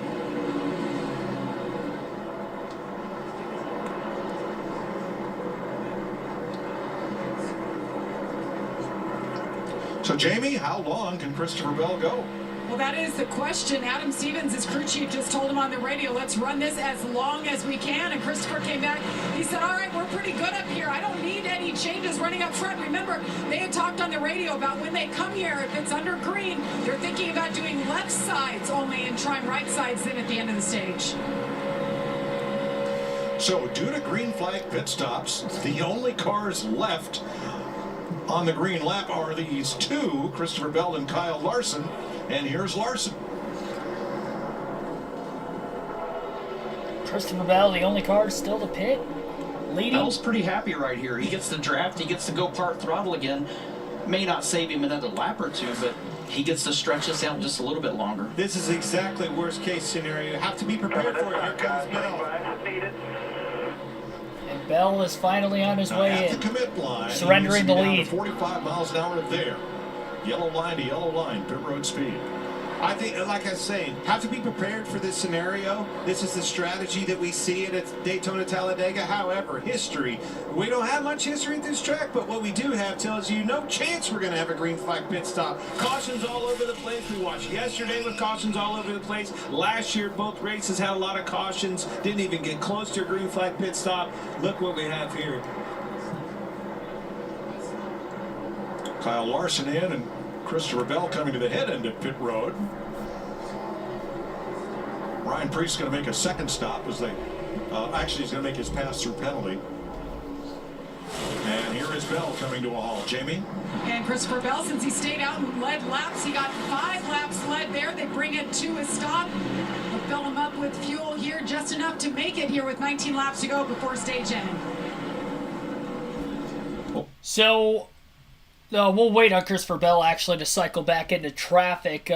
He is trying to get up to speed on the apron of turns 1 and 2. Joey Logano just now getting to the start-finish line, so more than likely Logano will retake the race lead through green flag pit stops again. Ryan Blaney, pit road speeding penalty. There's a penalty for Ryan Preece for commitment line violation. Then Cody Ware's team had an uncontrolled tire. Those were the 3 pit road penalties. That will leave 30 cars on the lead lap. And BJ McLeod currently first car 1 lap down in the free pass position as we run. Ryan Blaney is 2 laps down, as I figured he'd be with the pit road speeding penalty, having to make that extra stop. So he is not going to be in the free pass position here at the stage end. The best thing he could hope for is we get a caution before then, and maybe he can take the wave around and then get the free pass at the end of the stage. But we have not had a caution for incident today since lap 12. When Bubba Wallace had spun off of turn 2. And actually, that was lap 9 when that happened, so even earlier when Bubba Wallace spun off the exit of turn 2. So Joey Logano leads the race right now. Austin Cindric in second. Tyler Reddick is up to third place. William Byron fourth. Chris Buescher fifth. Denny Hamlin in sixth. Alex Bowman seventh. Brad Keselowski eighth. Martin Truex Jr. ninth. Josh Berry is 10th. AJ Allmendinger in 11th. Corey LaJoie 12th. Christopher Bell in 13th, 14th is Kyle Larson, Kyle Busch 15th, Noah Gragson 16th, Ty Gibbs 17th, Daniel Suarez 18th, Ross Chastain 19th, Kevin Harvick is 20th, Eric Almirola in 21st, Chase Briscoe 22nd, Ricky Stenhouse Jr. 23rd, Justin Haley 24th, Eric Jones 25th, Todd Gillen 26th, Michael McDowell 27th, Ty Dillon 28th, Harrison Burton 29th, and Austin Dillon again last car in the lead lap at 30th. BJ McLeod at 31st, JJ Yeley 32nd, 33rd is Ryan Blaney, 34th is Cody Ware, Bubba Wallace in 35th. Ryan Preece is 10 laps down in 36th. He's been well off the pace for a while in this race, and I'm actually kind of surprised he has been black flagged because of how much slower than the rest of the field he is. He just can't even keep up with any sort of a pack, not even with the backmarker pack that is a lap down of Yeley, Ware, and McLeod. So, I mean, something is obviously not right that 41. And there's been problems with Chase Briscoe and Ryan Preece's car from a speed standpoint a lot in these first 3 races after Daytona this year. And now even today, we saw that with Briscoe somewhat earlier. He was around 30th. He is cycled through green flag stops to 21st, as I just mentioned moments ago. But also, unfortunately, dropping way, way back is Ryan Preece. And he's really got no shot of trying to pass anybody in this race unless we have any DNFs before then. And as I say that, it looks like he's losing another lap as we speak. So now he's 11 laps down. 13 laps to go in stage 2 as we run. Taking you to the end of the stage here. David Niehoff, thanks for tuning in. Blaney got screwed. And he kind of screwed himself. I mean, he sped on pit road. That's all driver on that one. Coming from a Blaney fan, you can't finagle your way out of that. I mean, he sped. It's plain and simple. He was the only car that sped too, so you can't really blame the the new pit road for being the reason he sped, because he was literally the only driver that sped on pit road. Everybody else got there perfectly fine. He didn't. Snipes Kills, thanks for tuning into the stream also. Yeah, Corey LaJoie just outside the top 10 right now, having a good run.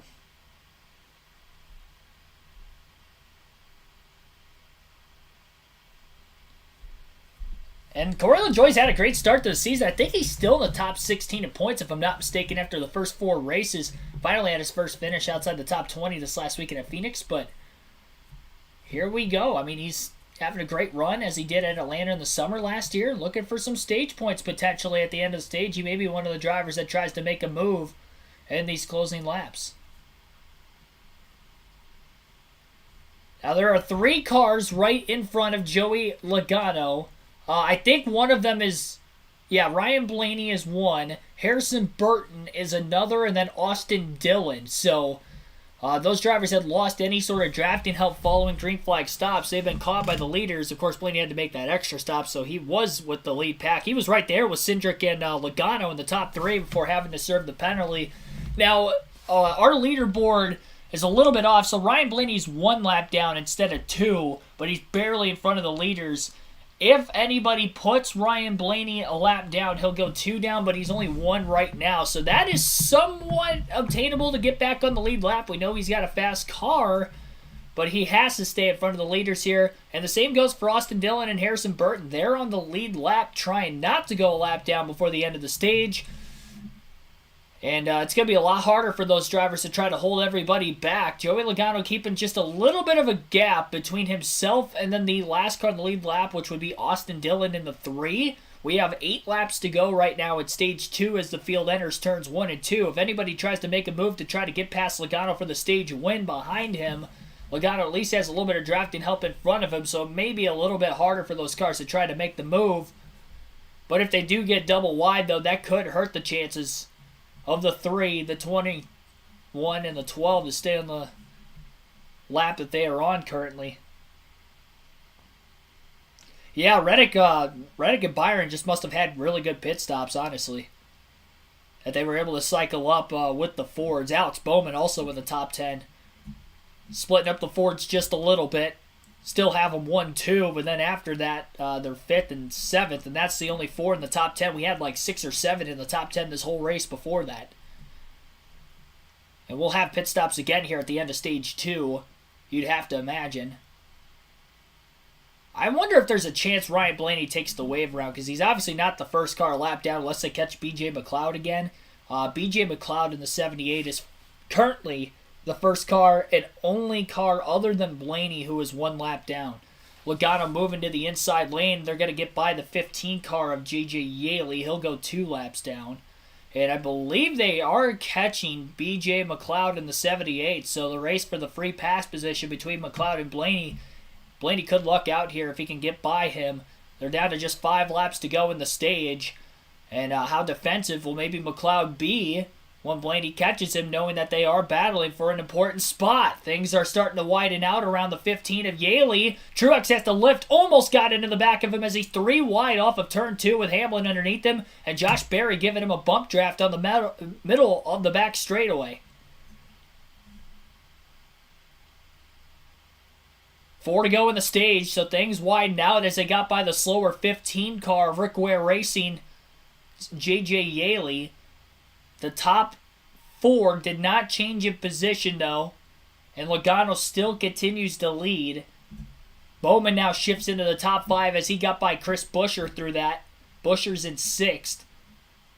And it looked like Josh Berry gained a couple spots to move into 9th. B.J. McLeod, I believe, is the car right in front of Ryan Blaney right now, so they caught the 78. I think he was drafting with the 15. The 15... he dropped back, but the 78 was able to stay in front of the 12. So 3 laps to go, and remember, the stage ends when the top 10 cross the start-finish line. And never mind, it's not the 78, it is the 77. That would be Ty Dillon, and then Michael McDowell also with Dillon. 2 laps to go at stage 2.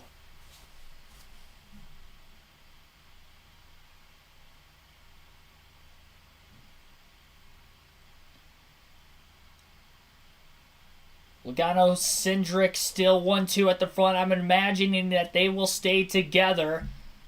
And we'll see who will be the first car to make a move. There's a couple cars on the back half of the top 10. Denny Hamlin, Corey LaJoie working together on the bottom. They're going to move to the inside of Bowman for about 5th place. They're still the only 2 cars there. Logano's got about a 5 to 6 car length gap now in the lap cars in front of him. Cindric pushes him off into turn 1. Final lap of stage 2. Logano now in the throttle. You can see that he is closing in on the 3 of Austin Dillon, trying to time this out perfectly. That's going to keep the momentum behind him down. The 45 rather, Tyler Reddick goes to the inside, and Logano got picked behind the slower lap cars. They're 3 wide for the lead off turn 4. Cindric splits the 22, and Austin Cindric steals the stage 2 win. Austin Cindric went 3 wide to the outside of the 45 and the 22. Logano got picked behind Austin Dillon, who made a block in the middle of the corner that slowed him up. He got picked then with the 45 getting under him. But then Austin Cindric carried the momentum that he had on the outside behind the 22 the whole time to the outside off turn 4 by less than half a car and wins the second stage. Reddick ends up second. Joey Logano third. Alex Bowman would have been fourth. William Byron fifth. Chris Buescher sixth. Martin Truex Jr. seventh. Denny Hamlin eighth. Brad Keselowski ninth. And Corey LaJoie will steal that last stage spot in 10th. And those drivers will all receive stage points in Stage 2, and that is the first stage win of the season for the 2022 Daytona 500 winner, Austin Cindric.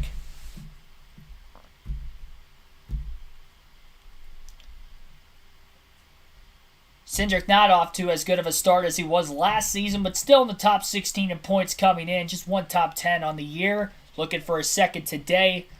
But again, that is his first stage win. If he does make the playoffs for the second consecutive year, then that playoff point will carry with him every round on the way through the playoffs. 213 votes have been casted so far in the poll. I will end that now. 45% of the votes have gone to others. So you guys think that the race winner will not be Logano, Blaney, or Chastain. Blaney being a lap down after that pit road penalty is going to hurt him. BJ McLeod gets the free pass during the stage break. Ross Chastain has been outside the top 10 all race. And then Joey Logano has been dominating from the get-go so far. So thanks for everybody voting in that poll. Cares not that many people voted for Logano to win. Only 26%, despite the fact that he finished first and third in the first two stages, and he has led so many laps today. 135 laps led for Logano so far. The next closest is Kyle Busch with 7. Joey Logano appears to have the quickest car, but he did get beat that last lap.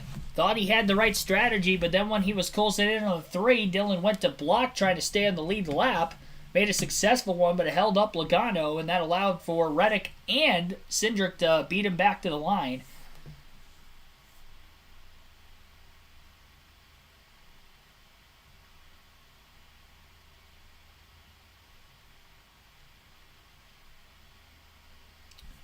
And remember that everything will lock up.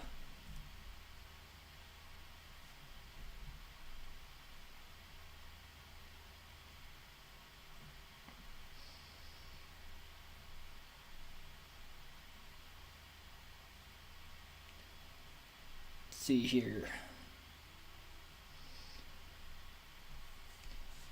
When they come back from the commercial break, we will be having some stage break pit stops. So pit stops in Stage 2.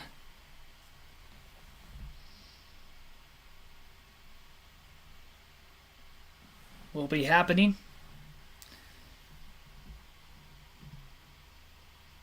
Jiggaman 1, thanks for tuning in. Cindric winning the race. At least your DraftKings account is banking on it. Well, he won Stage 2. Looks like Kurt Busch is going to be in the booth next week. Joe Davis, welcome into the stream also. Well, the race is on the Big Fox, if you're wondering. Your main Fox affiliate. A little less than 100 laps to go as of right now. And once we have these pit stops here at the end of Stage 2, we will take a quick little break. Yeah, Dillon just right in front of the 22. It's amazing watching the 2 and the 45 split 3 wide to the outside like that. Logano actually ended up second in the stage. But Cindric still won it. So 19 stage points today for Joey Logano. 1 playoff point, and then his teammate Austin Cindric gets the other playoff point that has been awarded so far. 5 more will be awarded, though, for winning this race as Cindric leads the field onto pit road. Well, you got choices here. 4 tires, lefts, rights. Is track position or tires? Which would you rather? Larry, don't let me down. I need you now more than ever. Make the right decision, I got buddy. fired after Phoenix, so I'm trying to recover. No. You didn't get fired. You fired everybody else. I think Kyle Busch will do something other than 4 tires because they lost a lot of ground. They were the one car that did 4 tires. Everybody in front of them was either fuel only or right sides. Good point. Good opportunity for them. Yes, here are the stage points earned today, with Logano and Cindric trading the stage wins. Give you an idea where Kyle is right there. Regan. Mike Alex Bowman, a great run at the end of that stage. The car got a little bit free after the green flag pit stop. He will wait on fuel. They did not wait on fuel on the first yellow flag stop. They have to this time, according to crew chief Greg Ives. And the 45 car of Tyler Reddick, he needs a little bit of grip with that car, but the closer he gets to the front, the better it is. Jamie? The two of Austin Cindric just picked up his first stage win of the year. A little bit tight in traffic. Wants to go back on the air pressure adjustment from last stop. 4 tires here. Joey Logano, 4 tires as well. Wanted to be freed up just a tad with air pressure. No tires for Eric Almirola, so he will win the race off of pit road. 2-tire stop for Ricky Stenhouse Jr. will gain him 18 spots. Harvick up 10 with a 2-tire stop, but everybody else took 4 in the field. So Logano will be second. He'll be the first driver on 4 tires.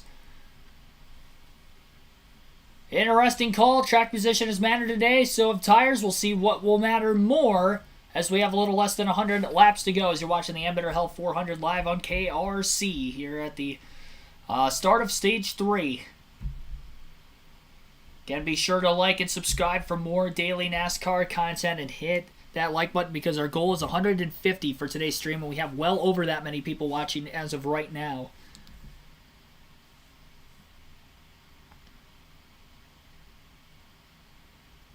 Sarah Browning, thanks for tuning in. Will there be some March Madness in the race today? There may be some March Mayhem in the race today, depending. Hopefully it's a controlled chaos. And honestly, the Xfinity Series race, the last 50, 60 laps, that was really, really good yesterday. And despite the slow start that the race ended up having.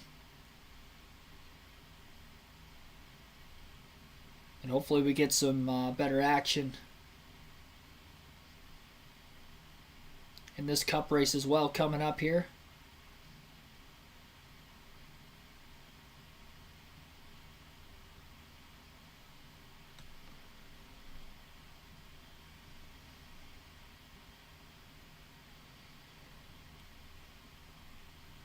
Speaking of March Madness, I'm really pulling for Kentucky right now.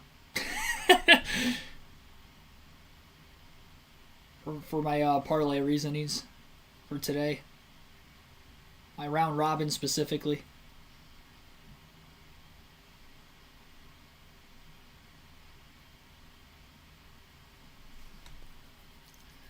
They're down by 5 with 26 seconds left though, so it's not looking very good. That's tough. It's not impossible, but it is very, very tough. Fantasy teams have locked. I ended up putting Ross Chastain in my garage.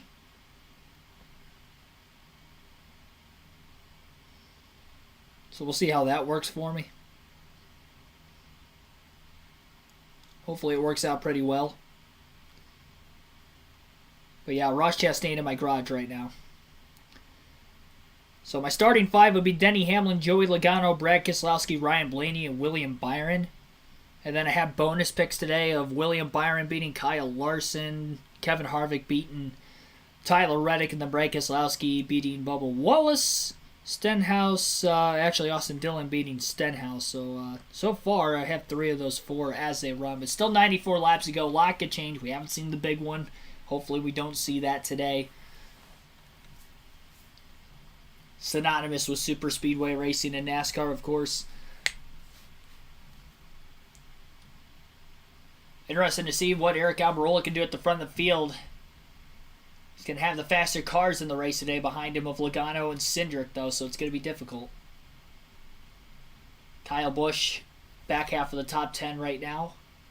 Obviously, he has had one of the faster cars as well. Definitely the fastest Chevrolet so far. And Stenhouse, who won the Daytona 500 up there in contention right now as well. Could you imagine if Ricky Stenhouse Jr. wins 2 races in the first 5 this season? And we still have 4 more super speedway races the rest of the year. Boy, oh boy, Ricky. What a start to the season he's having.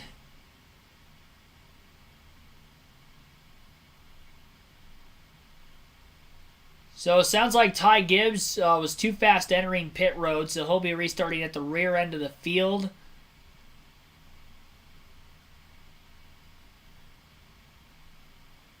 Chris Buescher, Tyler Reddick also at the rear end of the field here for this restart. Couple of them coming onto pit road to top off on fuel just to make sure they have extra. Giving up a lot of track position to do that, though. A lot more single file racing we saw in stage 2. 1 to go this time by, so they'll be going green the following time as they head to the choose rule.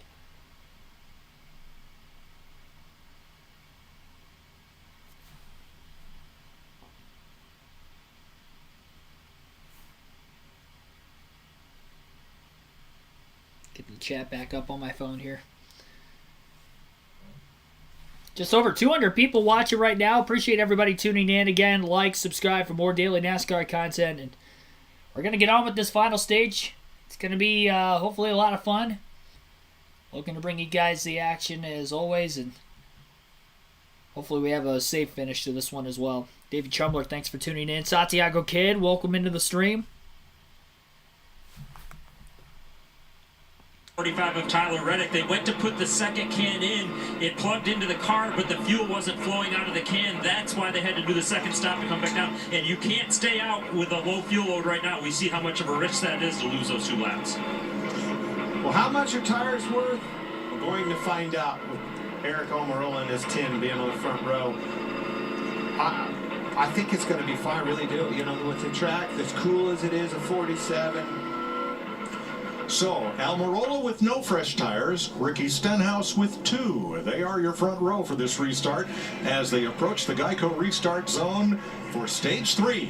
Back to the... And it'll be interesting to see if they will take off. Into the Geico restart zone they go. Big push from behind Stenhouse that the 24 of William Byron gave him. But they didn't stay as coordinated together behind, so Stenhouse is going to lose that battle going into turn 1. Joey Logano and Eric Almirola have already cleared him. Second win from Stenhouse on the inside with the 24 of Byron. Now locking bumpers. Almirola thought about pulling down the block, thought better of it. Logano dropped off his back bumper, and it's Ricky Stenhouse Jr. leading the charge now into turn 3 after initially looking like he was going to lose a couple spots. He had 2 tires. Almirola didn't have any, though, so that's going to be a little bit different on the 10 to see if he can keep up with the leaders at the front of the field. But Ricky Stenhouse Jr. will lead his first lap of the race and leads the opening green flag lap of stage 3. Kevin Harvick in the 4 down to the bottom of the racetrack trying to lead the charge there as he is in the mix all of a sudden for the first time today. And as he leads the inside lane, he's got Alex Bowman, or rather Denny Hamlin in the bottom lane behind him, followed by Corey LaJoie and Martin Truex Jr. Up on the outside behind Stenhouse is William Byron, and then Almirola still up there with Logano and Cindric. Byron with a run on the front stretch. Thought about going to the bottom, thought better of it, staying patient. Now goes about to the middle in turns 1 and 2. Didn't go all the way to the inside, and now he's got company underneath him once again from Kevin Harvick in the 4. 90 laps to go at Atlanta in the Ambetter Health 400.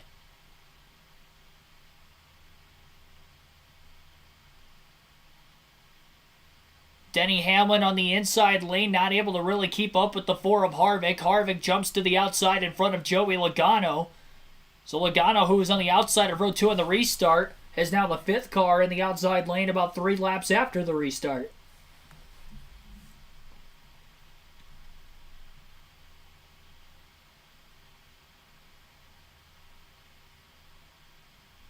Corey LaJoie in the mix. Looking for his first career win of the drivers that are inside the top 10 right now. Only LaJoie doesn't have a win in the NASCAR Cup Series. Noah Gragson in 12th place also not having a win, and he's trying to creep up into the top 10. He's on the inside behind Larson. He's the 4th car in the bottom right now. Denny Hamlin trying to lead the inside lane, and he got a great push for Corey LaJoie in the 7. Hamlin is picking up a lot of ground all of a sudden. Pulls to the inside of the 3rd place car of Eric Almirola.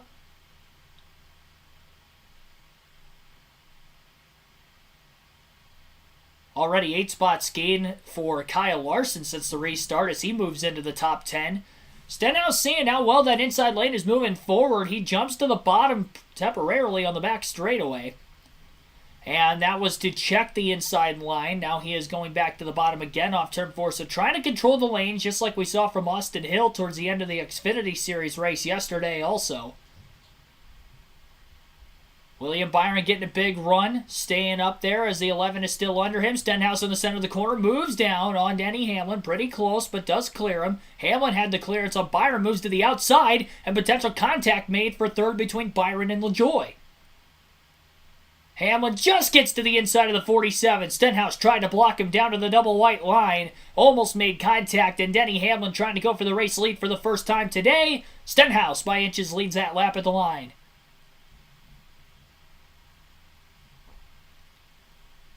Denny Hamlin leading the charge on the bottom. He will be clear off of turn 2. And he does move to the outside lane. And now Hamlin is the control car at the front of the pack. Brad Keselowski going to get put 3 wide middle by Kyle Larson. Got pinched off. Had to lift. Finds a hole on the outside behind the 10 of Almirola. Larson now pinches Almirola off to the outside as he's found his teammate Byron. LaJoie on the bottom with no help. 3 wide in the middle, further back in the tri-oval. I think Daniel Suarez is the middle car. He's losing a little bit of track position. Very tight. Joey Logano has lost a ton of positions. This is the first time he has been this far back in the field all day after dominating the majority of Stage 2 and all of Stage 1. 3 by 3. Now Suarez has help from behind from Josh Berry. Austin Cindric hops to the middle lane. His teammate Logano still on the outside. Things are getting dicey here at the Atlanta Motor Speedway. Bowman in the middle now. Closing in on his teammate Berry, but Cindric is in the way. Chastain moves off the line. Very little room for error between Chastain, Berry, and Logano. Back straightaway, Berry. Not quite clear the 22. Logano gets a push for Martin Truex Jr. They pull clear. More cars into the middle, 3 wide now. Christopher Bell's going to go there. A little bit of chills right now. It is getting very, very close in the center of the pack. Meanwhile, strung out a little bit in the front 7 or 8 as they are single file on the outside. As soon as they went to 3 wide, a lot of cars started losing ground. Still trying to dice for position back there, but it is amazing how far back Austin Cindric and Joey Logano fell on this restart.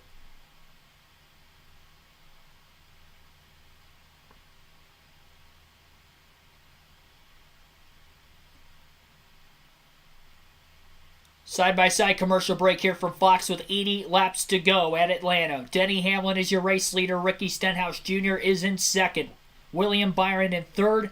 Kyle Larson fourth. Eric Almirola is fifth. Brad Keselowski in sixth. Kevin Harvick seventh. Corey LaJoie eighth. Noah Gragson ninth. Ross Chastain is 10th. 11th place is Daniel Suarez. Josh Berry 12th. Chase Briscoe 13th. Joey Logano 14th. 15th is Chris Buescher. 16th is Martin Truex Jr., Tyler Reddick in 17th, Michael McDowell 18th, Kyle Busch 19th, and Christopher Bell is 20th. Austin Cindric 21st. 22nd place, Kyle Busch has now fallen back to. Austin Dillon is in 23rd. Cindric has fallen back to 24th. Ty Gillen in 25th. AJ Allmendinger in 26th. Eric Jones in 27th. Gibbs in 28th. Burton 29th. Ty Dillon 30th. McLeod 31st. Ryan Blaney first and only car 1 lap down at 32nd. 33rd is J.J. Yaley. Bubba Wallace is 34th. Cody Ware 35th. And Ryan Preece is last at 36th. All 36 cars still in the race. 31 of them on the lead lap and only 2.5 seconds separate the first through 31st place race cars on the track as everybody on the lead lap is in contention still to get the win in this race.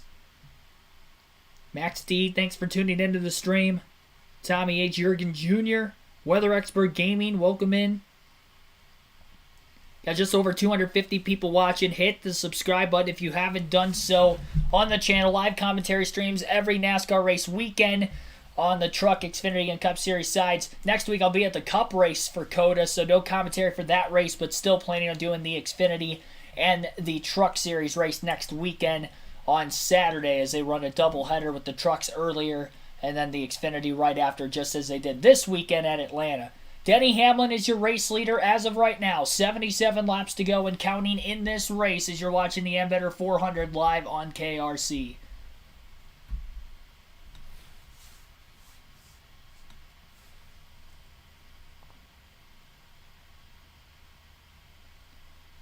Definitely the raciest things have gotten today at the beginning of the stage. Couple cars moving down to the bottom of the racetrack, trying to get that second lane moving towards the front of the field, which was starting to go single file through about the top 7 or 8. Kevin Harvick and Ross Chastain starting to lead the charge. First time Chastain has been in the top 10 all day long, and he's the second car in the bottom. Couple fast cars behind him as well. Chris Buescher, who's had one of the fastest cars in the field today, is the third car on the inside lane. And obviously a Ford of Kevin Harvick leading. He's been the highest running SHR Ford for most of the day. Tyler Reddick, who got into third at the end of stage 2 through green flag pit stops, maintaining his track position at the front of the field. Closing in on a lap car, I believe. No, Stenhouse actually got put 3 wide on the outside on the front stretch, and he's losing a lot of ground. Nobody going with the 47. After leading laps at the beginning of the final stage, he is now going backwards and quickly going to fall outside the top 10. Harvick is pulled to the inside of race leader Denny Hamlin. Hamlin going to get a push on the outside lane from William Byron. Ross Chastain still closely behind the 4, side by side for the lead off. Turn 4, and the 4 car of Harvick is going to be out in front by a nose, but Hamlin leads that lap at the line as the one of Chastain couldn't stay close behind the 4 on the inside lane. Contact going into turn 1 between Corey LaJoie and the 42 of Noah Gragson. They were 3 wide with Reddick underneath them. Gregson almost squeezed into the outside wall now as they have to start to get back to double wide on the back straightaway outside the top 10. But they couldn't, and they're still 3 wide down into turn 3 around Christopher Bell, who is now in the inside lane. The 42 of Gregson still on the top, and I couldn't tell who that was in the middle at the time. But I don't think it was LaJoie anymore. Denny Hamlin still leading. Harvick looking for another push from Chastain to get to the inside of Denny Hamlin. Gets that push now. Off the exit of turn 2. He's going to go up the track trying to side draft him. Christopher Bell down to the double white line on the back straightaway. He'll make it 3 wide going into turn 3 again in the middle of the pack. One car almost into the outside wall. And that is the 42 of Noah Gragson, who is still stuck in that third lane. Couldn't hang on. Scrapes the outside wall. And he's still 3 wide with Harrison Burton and the 43 for Legacy Motor Club of Eric Jones underneath. Kevin Harvick almost clear of Denny Hamlin off turn 2, but stays on the bottom lane. If he has a chance to clear high, it'll be interesting if he'll do it. Harvick will move up in the center of the corner. As he does that, Ross Chastain's got to run on the bottom, and Harvick will move back down to the double white line off 4 to hang on. Hamlin getting another second boost of energy off of turn 4 on the outside. No bump draft from William Byron, but he's still got to run. Not enough of one to take the lead.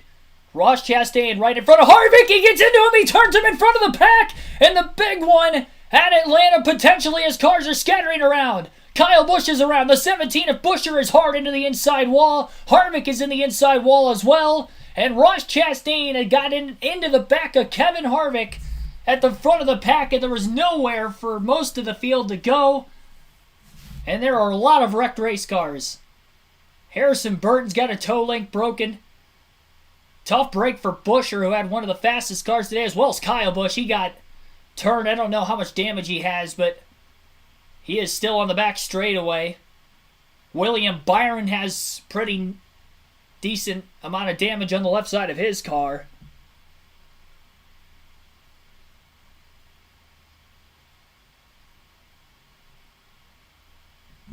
Caution flag is out, and definitely looks like there's a toe link broken on Harvick's car.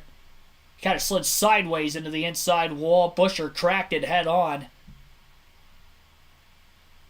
Harvick was leading when he got turned off of turn 2 after contact from Ross Chastain, who had to run, maybe peeked to the outside a bit.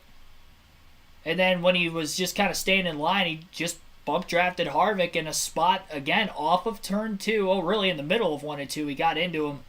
Harvick was sideways for a little bit before losing it completely.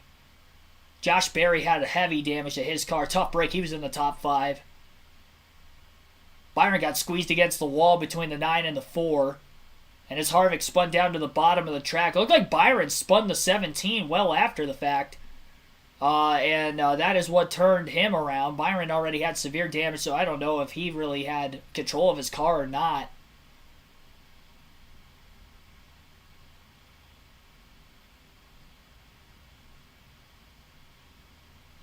Almirola just squirted by to the inside. Looks like the same kind of went for Brad Keselowski all the way down to the bottom, barely missing Kevin Harvick. BJ McLeod went spinning further back.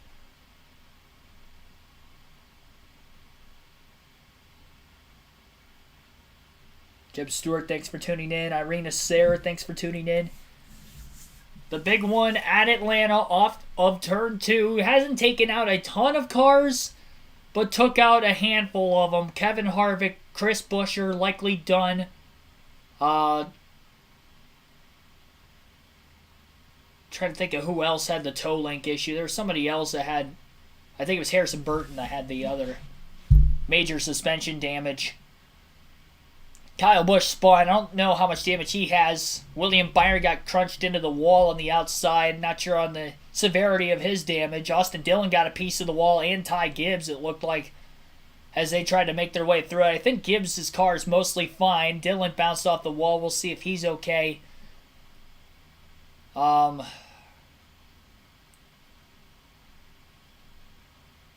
I can't tell who else might have been involved. Might have named everybody off. Josh Berry has heavy damage. They're underneath the right front of William Byron's race car trying to fix it. He was going for 3 wins in a row today. Still a huge hole in the nose of the 17 as the wrecker's hooked up and Buescher's day is done. They're dragging that car back to the garage. 69 laps to go at Atlanta after the big one at the front of the pack. Chastain gets into the back of Kevin Harvick in the middle of 1 and 2, turned him, and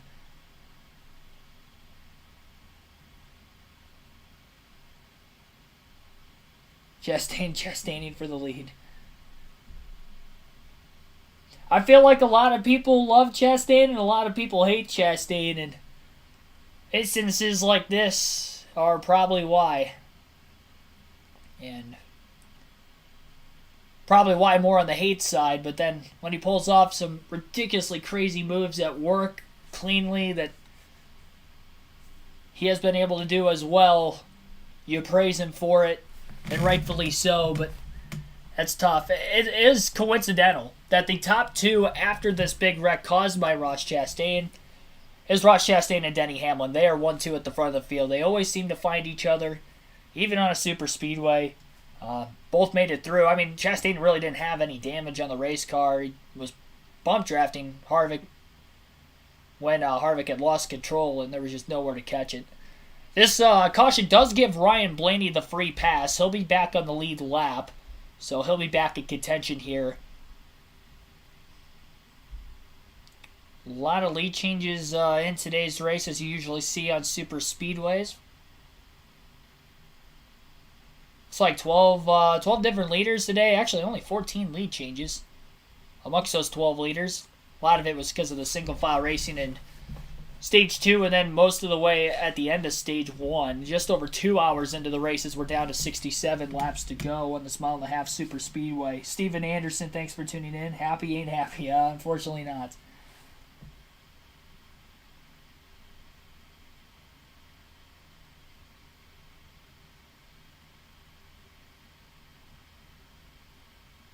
Dark Shadows, welcome into the stream.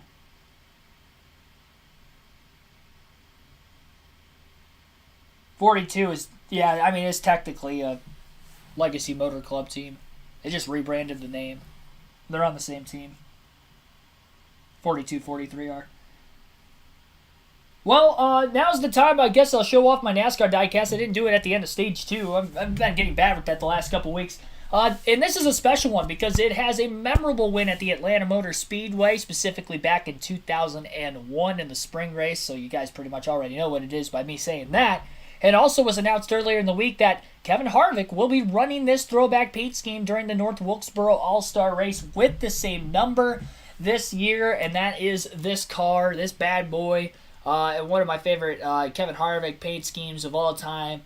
It just, like, it pops well. It's white, it's basic. You wouldn't think it'd, be as good of a paint scheme as it is, but definitely iconic, mainly for that win, though, in just his third career Cup start at Atlanta. Just 3 weeks after Dale Sr. had passed away in the Daytona 500 in his very car, Harvick got his first career win. And He is, again, going to run this paint scheme for the North Wilkesboro All-Star Race, so I wanted to show this die-cast off specifically today. It's coincidental that he announced that of the week of Atlanta. I'm sure it was planned, so I coincidentally have this die-cast, got the rookie stripes on it, so it's the same exact die-cast. It's actually signed on the roof of the race car as well. From Harvick. I had bought it signed. I'd never actually gotten anything like signed in person before. So any autographs I have on any of the die-casts, it's because they were on there when I had bought them. But yeah, that is the die-cast showing for this week. Again, Kevin Harvick 2001. I think this is definitely the oldest Kevin Harvick car I have, but definitely one of the older die-casts that I have as well in my collection.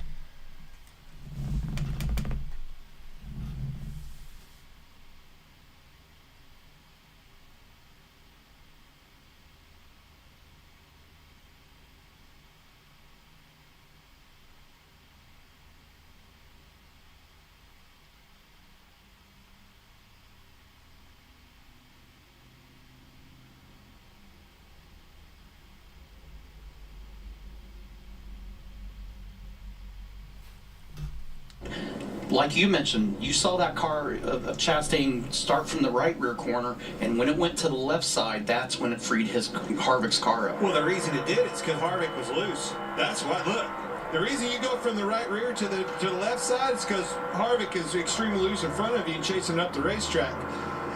Hey, everybody's quick to judge old Ross, and including me. I called that as he slammed into him, turned him around. I was corrected in a break and got a chance to dissect the replay. Even if he touched him, it was so light that it's not uncommon for this style of racing at Atlanta now. It wasn't just an overly aggressive move and turned that leader around. And look at how many cars were involved there. We have the leaders on pit road. Off the track right now. Final pit stop of the day for fuel.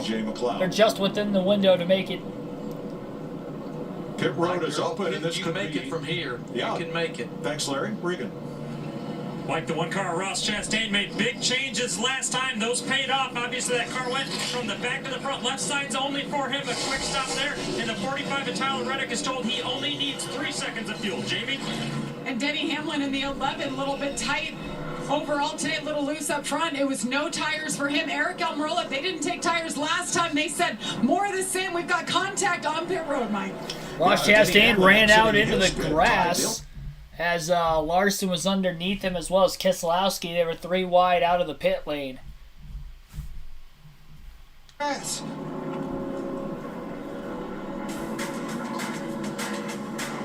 "65 laps to go as things get heated here in Atlanta."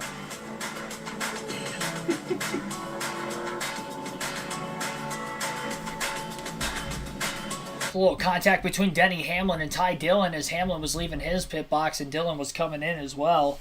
A lot of fuel-only stops that time just to top off. Maybe some 2-tire stops back in the pack and 4-tire stops as well, but most of the field at the front, fuel-only.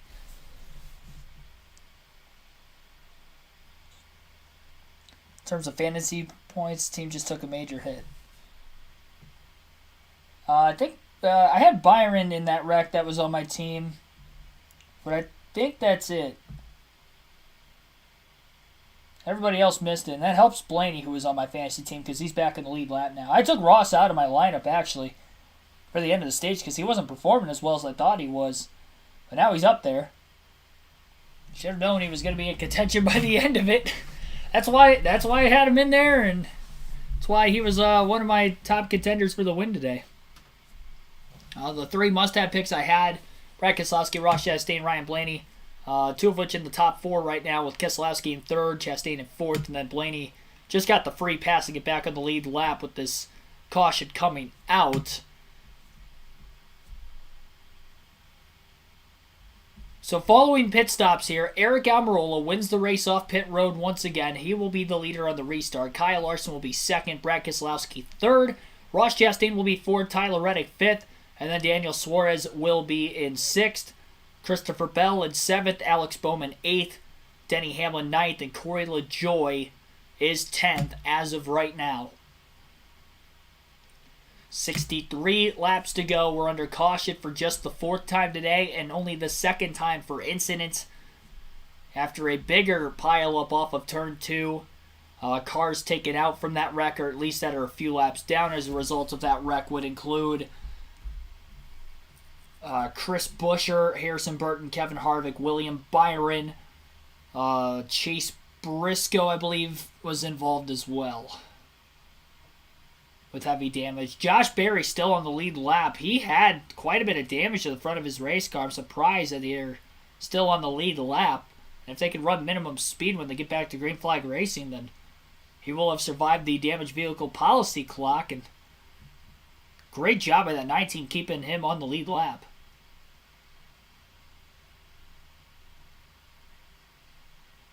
Hey, Kyle Busch, who spun in there, doesn't seem to have too much damage either. I think he just spun and didn't get hit by anybody after that. He probably just got turned because he had checked up and some cars behind him didn't check up in time, but kept it off the wall. Nobody else hit him. He is actually 15th after green flag pit stop, so got some of his spots back, and I'm sure you'll hear from drivers that were involved in that wreck.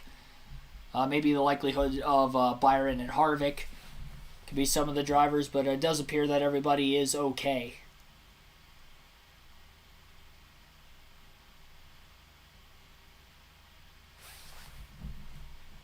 Trying to get out and into pit road, and he's going to go do a little farming out here. In the grass. Might see a new rule coming. I don't think there's any timing lines out there, Tony. He did a really good job holding a nice wheel through the grass, though. Should have floored it. Now, we had 25, 26 cars on the lead lap. Denny Hamlin trying to come out as Ty Dillon coming in. Who's got the right of way there?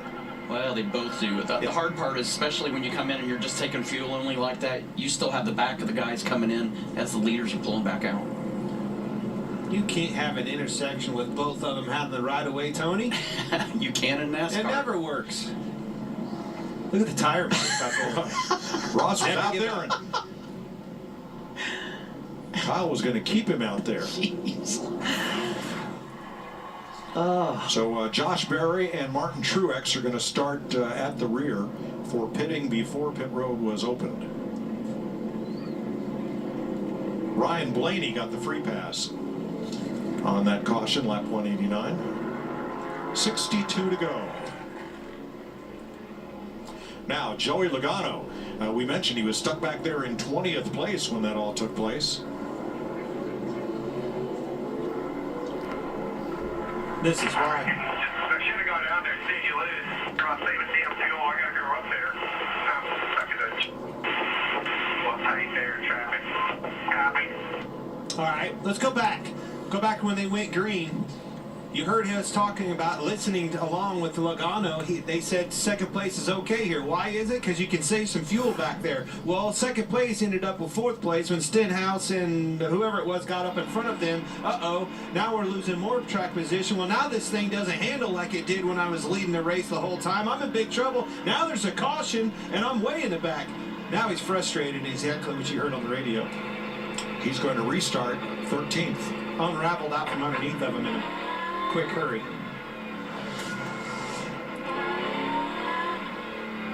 Now, Eric Almirola pitted, but again did not change tires. Larry tells us he's got 45 laps on those tires already. Wow. And he's got 62 laps to go. Wow. Hang on. Trying to go 100 plus laps on those tires is Eric Almirola. Good luck having it actually make it all the way to the finish. He'll be the control car in the restart on the outside. He gets a push from Larson. Green flag is back in the air. Will this be the final restart of the day as we have 61 laps to go at Atlanta in the Ambetter 400? Keselowski was the first car in the inside lane with Ross Chastain behind him. Coordinated is that outside lane off the exit of turn 2. Kyle Larson pushing the 10 of Eric Almirola, who was probably going to be struggling for grip from now to the end of the race with going no tires on the last 2 pit stops to keep the track position at the front of the field. He lost a few spots before that last pit stop and got him back, but will he be able to continue on once again as he has older tires than the rest of the field? He'll lead the opening lap following the restart, which is something he did not do the last time around on the same strategy. Ross Chastain still leading the charge down on the bottom with Christopher Bell, Alex Bowman, and Justin Haley behind him. Joey Logano creeping into the picture on the inside in 5th on the inside lane before Todd Gilliland in the 38 will move down. Chastain moving up to third. Larson and Almirola moved to the bottom in the center of 3 and 4, which helped Chastain get a little extra run in the draft. He'll now pull to the inside of the third place car on the top, which would be Brad Keselowski in the 6th, and again to the bottom in the center of the corner go Larson and Almirola, which is almost going to have Chastain clear off turn 2 as he nearly ran the 6 into the wall. Keselowski got to get a massive push now from Tyler Reddick on the back straightaway. Chastain up the racetrack a little bit, trying to side draft the 6 in the middle of the corner, back down towards the bottom. Kyle Larson moved down to block the 1 on the inside lane. 58 laps to go. Back to the top goes Larson.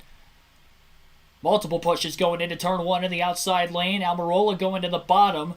Ross Chastain now pulling to the inside of Kyle Larson for second. Here's Kevin Harvick with Jamie Little. Atlanta, so 2001, unfortunately, out of this one early. What did you feel inside the car when the 1 of Ross Chastain was behind you? Yeah, I don't know that he actually hit me. I think he was just so close to me that, it just kind of took the back tires. He just caught me right in the middle of the corner there, and then the way that he got to me right there, I think he was just barely on me, and the way he came from the right to the left just took the back of the car and spun it around. So.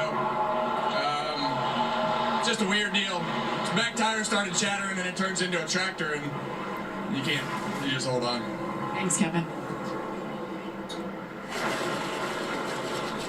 57 to go. There's Chastain right in the middle of it again. He's getting split and going backwards. Keselowski had to move on him, got to his outside. He tried to get that upper lane, and that hole closed up, and it held him to the middle. Now he's trying to get in the bottom. That hole's closing up. Kyle Busch has filled that hole. Desperate now. I need help. Busch, Chastain, and LaJoie 3 wide, and then Stenhouse right with them. Jamie Little with William Byron. And William Byron has been checked and released. 2 weeks in a row you win. This time you end up in a wreck.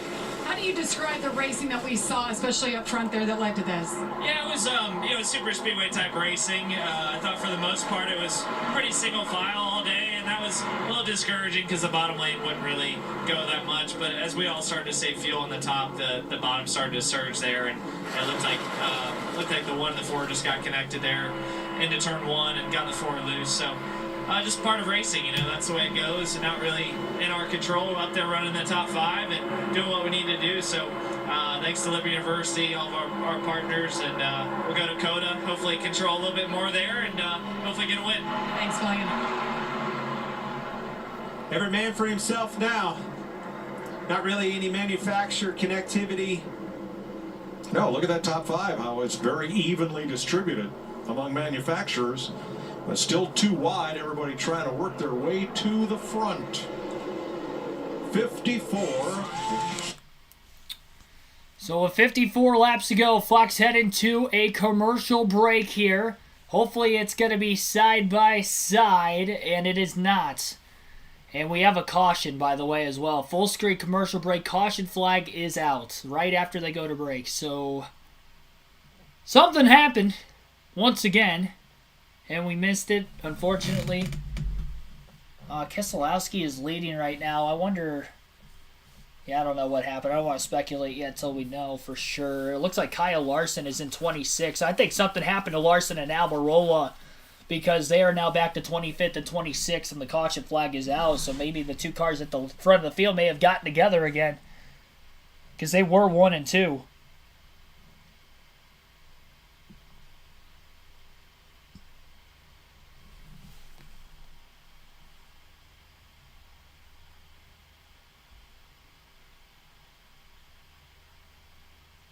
Heavy damage on the 5 car of Kyle Larson on the front stretch, and Eric Almirola again parked against the wall. And it looks like their days will be done. F5 is all sorts of torn up on the front. Showing a replay of what happened right now. And it looked like Almirola just broke loose in the middle of the corner. Larson ended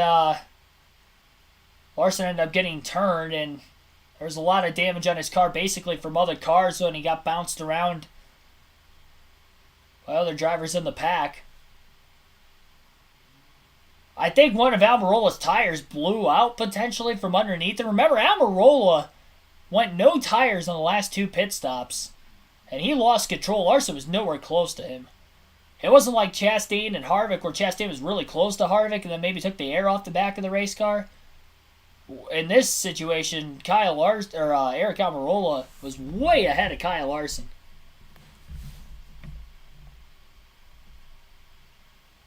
I want to see who got a piece of Larson at the front of the field, because there's a lot of damage on the 5, so you'd have to imagine there's a lot of damage on some of the cars that hit him.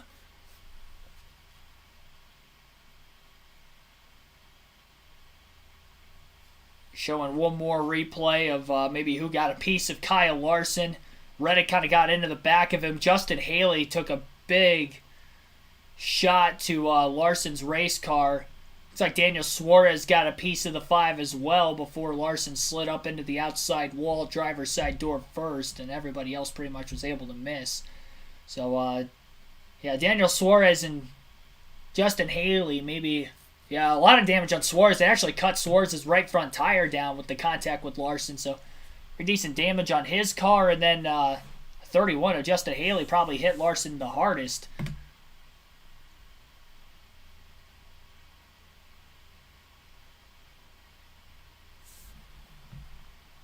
Eric Almirola's... Eric Almirola's That was Eric Almirola. Had the wind knocked out of him. And he gingerly climbs out of the car.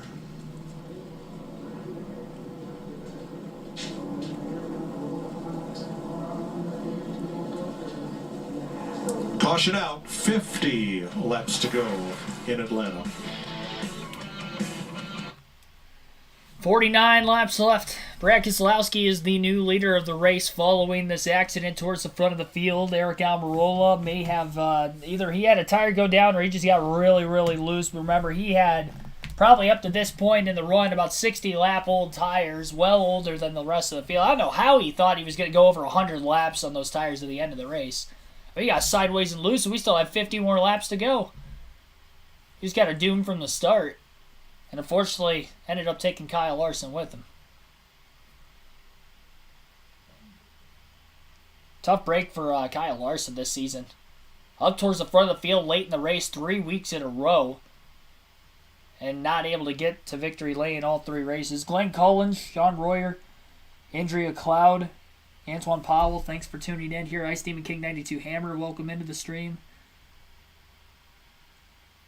We have about 300 people watching right now in the chat. I appreciate every single one of you that have tuned into the stream today.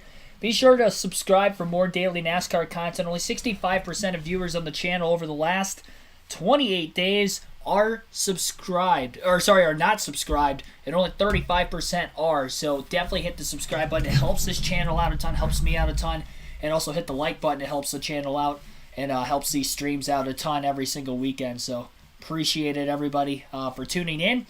And we'll take you to the end of this race. We have live commentary streams every NASCAR Truck, Xfinity, and Cup Series races on the race weekends, except for the races I go to in person throughout the year. Haven't been to any yet, but I do plan on going to COTA next week for the Cup Series race specifically on that Sunday. So for those races, I do have race highlights from the grandstands. And there will also be race highlight videos from the live commentary streams today that we will... or that I will upload. I keep saying we all the time, like there's like a company that surrounds me with this YouTube channel. It's just me. There's nobody else that works for me. It's just me. But I will have that uploaded later on tonight after the race, of course, for you guys as well. Have action from yesterday's Truck Xfinity Series races up on the channel that you can check out also after the stream is over. The commentary of those races. See who got the free pass during this caution. Not sure exactly. I think Chase Briscoe might have gotten the free pass. I believe he was 2 laps down, though, so he will only get 1 of those laps back. The drivers who have DNF'd today from that first accident, BJ McLeod, Chris Buescher, Harrison Burton, Kevin Harvick, and William Byron all DNF'd from that first wreck. Kyle Larson has now DNF'd as well as Eric Almirola. Watch, which we've had to completely redo during the commercial break. We were loaded and ready, and this changes almost everything but Clint. Well, Tony's certainly changed, if you know what I mean. Here's the thing. Brad Keselowski, the one I've been watching him for weeks. We talk about it. The pre-race shows talk about it weekly, getting better with RFK in his 6 car. But more importantly, he told us back to that pre-race, he's going to win this race today. He is leading the race. It's been 66 races since Brad Keselowski's been in victory lane. Hard to believe, but today that changes. Well, my driver just dropped out. So my second pick is a guy that started from the tail, marched his way up to the top 15 early in the stage 1. He's in position to win this thing again. I'm taking the 20 of Christopher Bell. You open wheel guys stick together. That's right. Tyler Reddick had a bad morning. He was otherwise indisposed, missed the driver's meeting, you know what I mean. But he's toughing it out, and winning is the best medicine. Larry. You know, Mike, Ross Chastain is always one to watch. He's been in the back. He's been in the grass on pit road. He's back in 18th, but you know what? He'll be back up there. Yeah, and I'm going to go with Ryan Blaney. Led some laps early, got a lap down from that pit road speeding penalty, restarted this last run 25th. He's all the way up to 12th in that short run. He's definitely going to be one to watch. Well, Blaney, now 11th, was as many as 3 laps down as we have pit stops. All the cars on pit road. Chastain in the pits. Truex, 4 tires. Truex just made an adjustment. See the tires on him. Chastain finishing up a 4-tire stop. Ty Dillon as well, getting fuel only.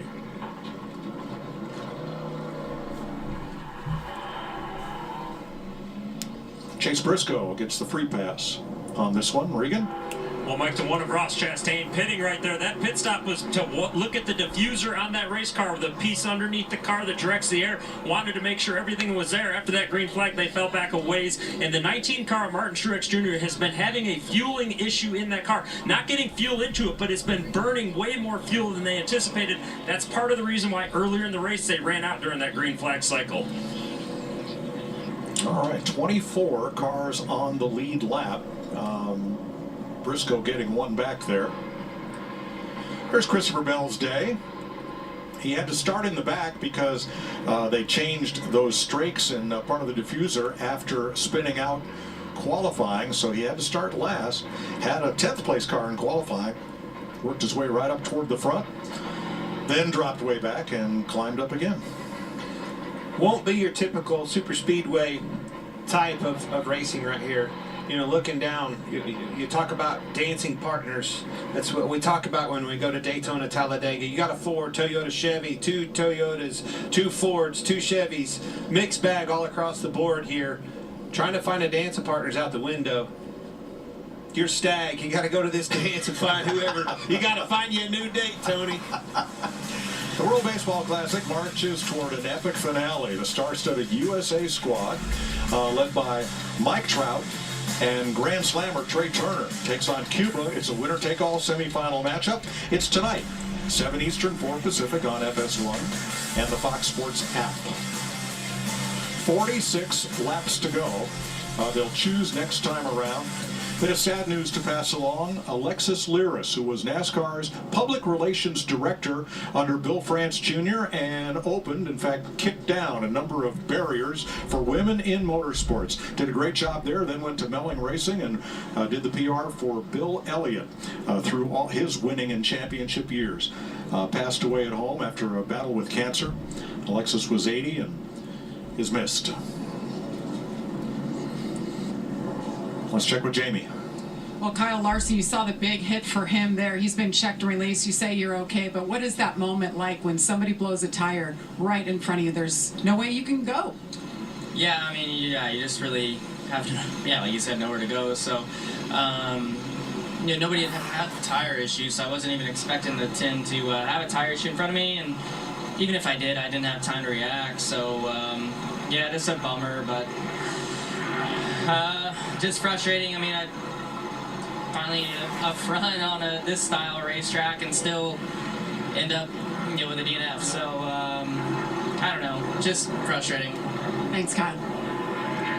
Those choose cone here's making a difference.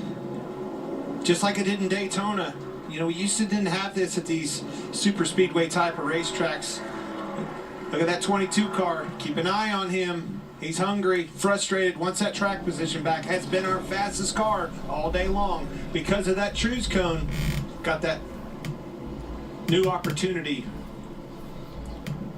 There's your third row for the restart. Logano up there with Hamlin. Joey's led more than half this race, 135 of 215 laps, and there's Brad Keselowski up front with Alex Bowman. So 44 laps to go when they go green this time by Alex Bowman and Brad Keselowski, I believe, on the front row here. Tyler Reddick, my bad. Tyler Reddick and Brad Keselowski will be on the front row for this restart.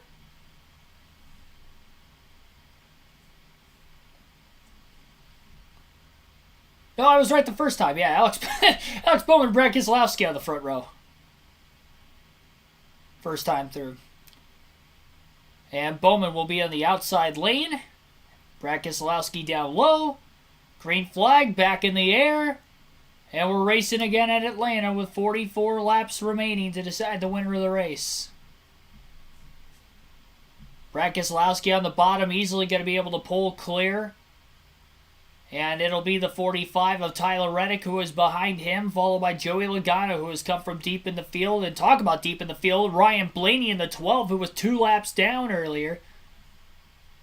Well, I should say at the end of the stage, he was barely 1 lap down.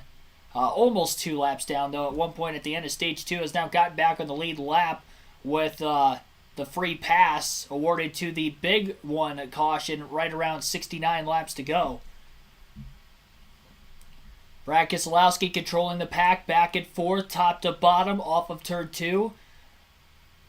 Ryan Blaney thinking about going 3 wide to the bottom, and he does, going into turn 3 underneath Kyle Busch and Todd Gilliland. His teammate Austin Cindric go with him. So now the 3 Penske Fords are single file on the bottom lane, and the 3rd through 5th place cars of Logano, Blaney, then Cindric. But they still have Tyler Reddick and Brad Keselowski in front of him on the inside. Alex Bowman doesn't look as strong on the outside lane as some of the other cars we have seen today. He has not been able to pull anywhere close to Brad Keselowski yet. And he'll be able to stay in line behind him as Brad moves back to the top. 48 still alongside the 45 going into the corner. Christopher Bell, and the 20 is the car in line behind Bowman.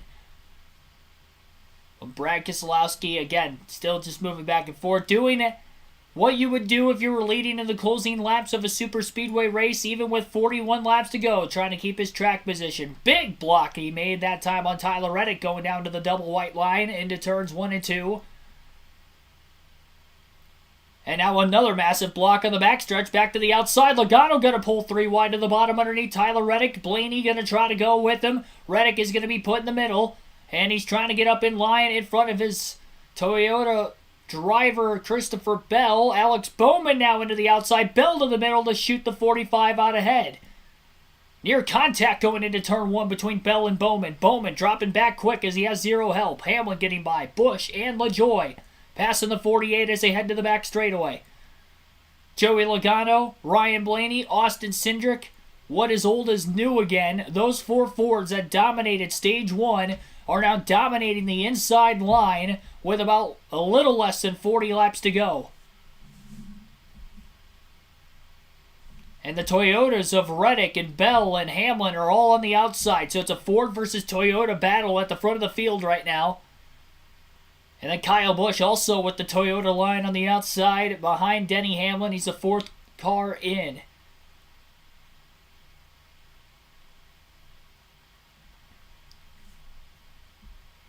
And pretty much staying on the bottom all the way around the racetrack now. Those last couple laps were Logano and Keselowski in front of the pack. Blaney's still clear of Reddick on the outside as well. It's Cindric who isn't able to clear him yet. And if they do clear, I wonder if they'll try to move to the top. Reddick is clear now in the middle of turns 3 and 4. They stay on the bottom off the exit of turn 2. Now to the middle, but they're still not moving all the way to the outside lane yet. Ty Gibbs in the 54 is up to 5th place. He's not with the rest of the Toyotas on the outside. He was following the Fords the whole time, so he's quietly up inside the top 5. Rookie trying to go for his first career win. He won the Xfinity race in the spring, or in the fall rather, last year. I guess technically it's not in the fall anymore, it's in July, but he won the second Atlanta race in the Xfinity Series.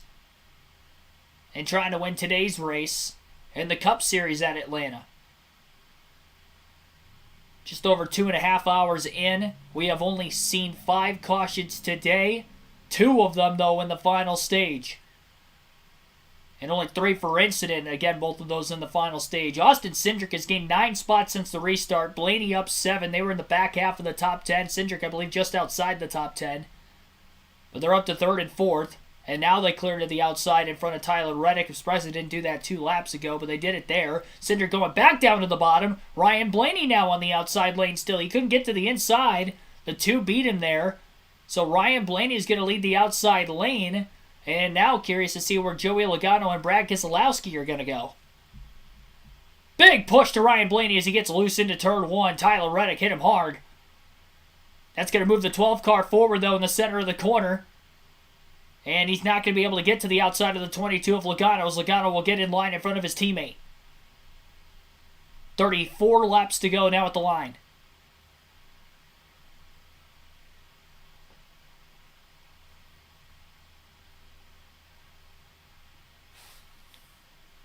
Brad Keselowski still controlling the pack at the front of the field. He hasn't really had to move to the bottom to necessarily block the inside lane. Just trying to mirror drive on Logano, who drops to the bottom a little early that time. Wasn't thinking he was going to try to make a pass on him, though. Logano getting a big push. Now he goes to the bottom into 3. Blaney had a shot from Reddick, launched into the 22 of Logano, which pushed him forward. And Logano, after not leading for a little while, is now back in the lead for the first time in Stage 3, and he's got his 2 teammates of Ryan Blaney and Austin Cindric on the inside with him. So they're teaming up on the other Ford, Brad Keselowski, who is the only outlier because he is not a Penske teammate anymore. With his own team at RFK Racing, Logano has about a car length and a half or maybe even more of a lead down the backstretch. Maybe dragging the brakes going into 3 and 4. And there wasn't a big enough of a run from either Blaney or Keselowski to have a chance to get to Joey Logano. Logano has led 136 laps and counting in today's race, but still the most important 32 yet to go. Keselowski soaring back to the outside in the middle of turns 1 and 2 on the 22. There is a lap car that these guys are closing in, which is going to be very interesting when they get there, and I'm curious to see if that lap car is just going to pull out of the way. I'd imagine that would probably be the case, because it is going to be tough to get around him 3 wide at this track. Already narrow enough as it is. Running 2x2. We have a little over 300 people currently watching the stream. Again, be sure to like and subscribe for more daily NASCAR content. 131 likes. Our goal is 150. We'll see if we can get to that today. Logano catching a little extra draft off the lap car of Ryan Preece. Preece does not go below the double yellow line. He is going to be on that double white line as the field exits turn 4. It's going to get really tight in the front stretch because they're 3 wide. Now he goes down to the apron. Good thing, because they would have been 4 wide, and that was never going to work. Kyle Busch was already sandwiched 3 wide middle. Had a couple cars around him, still 3 wide middle. And I believe Ross Chastain's the car underneath him. AJ Allmendinger getting a little loose in the bottom lane about 5 rows deep.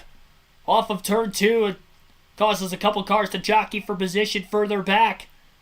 And there's still 3 wide going into 3 right around the Legacy Motor Club cars of Noah Gragson and Eric Jones. Keselowski gets back to the outside of of Joey Logano, and Keselowski leads that last lap at the line. He stayed on the outside the whole time, and he had enough of a run that time on the front stretch after a push from Tyler Reddick and Christopher Bell. He clears the 22 and the 12, and now Logano and Blaney are starting to go backwards on the inside. Still have a large amount of numbers down there, but not as many as the top. And they're going to have to get connected together if they're going to want to stay in contention. But they're 3 wide behind where Austin Cindric is at, and I think that might be what is holding up the inside line right now. Keselowski, the only Ford inside the top 5, as Logano gets back to the inside of Corey LaJoie, who is on the outside lane now trying to get back in the top 5 for the second different time today.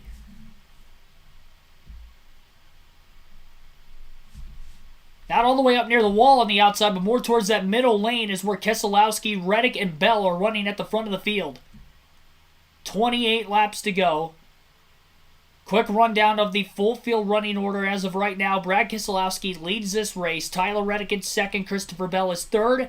Joey Logano 4th, Denny Hamlin 5th, Corey LaJoie is 6th, Ryan Blaney is 7th, Kyle Busch is 8th, Austin Cindric 9th, Todd Gilliland is 10th, Alex Bowman 11th, Noah Gragson 12th, Eric Jones 13th, Ty Gibbs 14th, Michael McDowell 15th, Ross Chastain 16th, Martin Truex Jr. 17th, Ricky Stenhouse Jr. 18th, 19th is AJ Allmendinger, and Austin Dillon is 20th, Josh Berry 21st, Ty Dillon 22nd, Justin Haley 23rd, he's the last car in the lead lap, Chase Briscoe's the first car lap down at 24th, Cody Ware 25th, JJ Haley 26th, Bubba Wallace 27th, Ryan Preece 28th, and then everybody from 29th on back out of the race today. Daniel Suarez will finish 29th, Eric Almirola 30th, Kyle Larson 31st, William Byron 32nd, 33rd is Kevin Harvick, Harrison Burton 34th, Chris Buescher 35th, and BJ McLeod will finish last in today's race in 36th. As we take you to the end of the Ambetter 400 at the Atlanta Motor Speedway. 25 laps to go as Keselowski exits turn 2 as of right now. Derek Murphy, thanks for tuning in.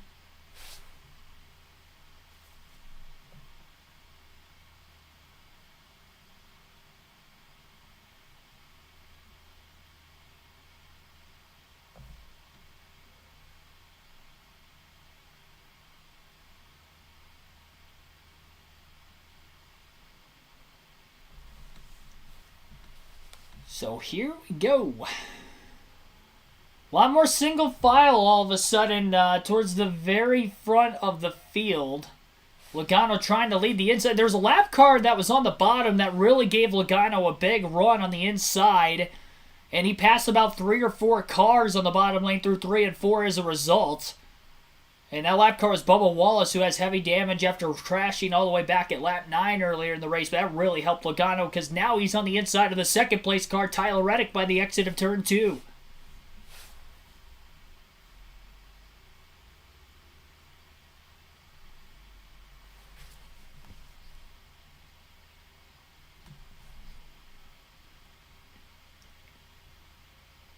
Keselowski out ahead.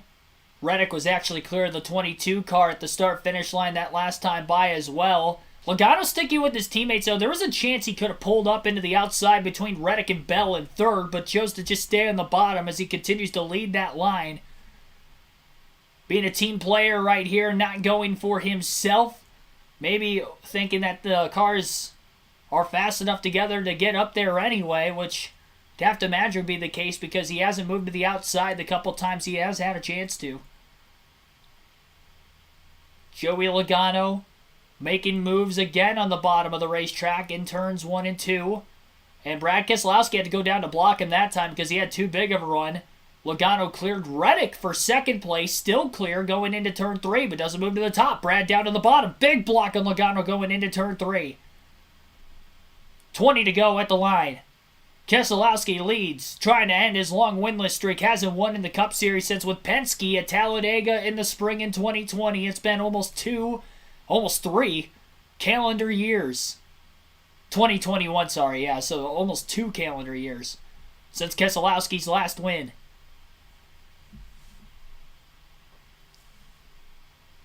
And obviously hasn't won since going to RFK Racing in the 6. Joey Logano now pulling away from Ryan Blaney by about 2 car lengths. That's going to give the outside a little bit more of a run. Logano not too aggressive with the side draft on the front stretch, and Reddick and Bell will clear him going into turn 1. There's another lap car they're closing in on that Logano's going to try to catch a little bit of a draft off of now down the back straightaway, but that car pulls back down to the apron, and again, it's Ryan Preece in the 41.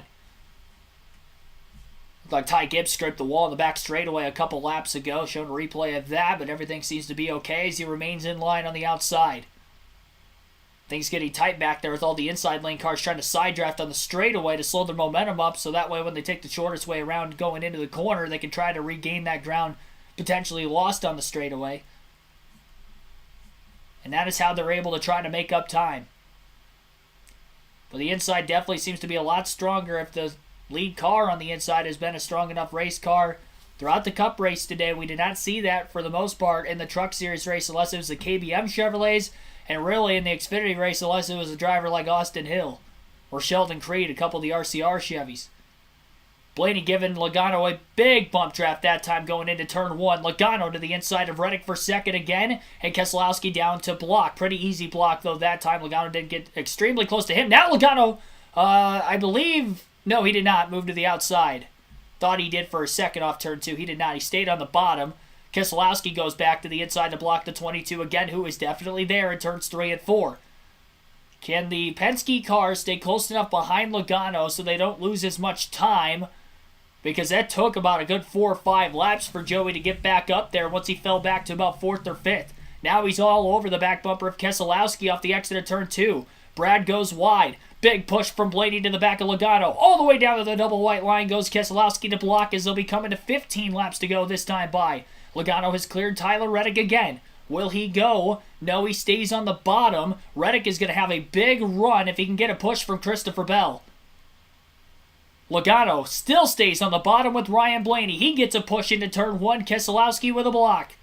Reddick to the outside of the 22 again. Logano maybe got a little loose into turn 1 because that push didn't really help him. Kind of hurt him. And the Toyotas are back to his outside again. Keselowski to the bottom in 3 and 4. 14 laps to go. Logano now clears Reddick. Now he moved up to try to block him. Ryan Blaney on the bottom. Going to get a little extra drafting help as Logano moves back down to the inside again. Christopher Bell all over the back of the 45 car going into the corner. Brad Keselowski goes wide, trying to maybe break the draft from Logano off of turn 2 as Reddick is not quite close enough yet. And Reddick could get a run if Brad stayed up there, but he did not. He moved back to the inside going into 3. Keselowski doing a phenomenal job manipulating the draft at the front of the field, as well as blocking when he needs to control the pack and control both the inside and the bottom lanes behind him. Another big push from Blaney to Logano on the inside, and Keselowski down to block. Joey Logano all over the back bumper of Keselowski. He gets to the inside off turn 2, and we're side by side for the lead with 13 to go. And really the first time since the restart that we have seen somebody get to the inside of Keselowski. Brad got another big push, though, from Reddick going into 3 and 4. He could not clear Joey Logano yet. At the line, Keselowski leads that lap by inches. Blaney pulls into the back of the 22. Reddick pushes the 6 into the corner on the outside.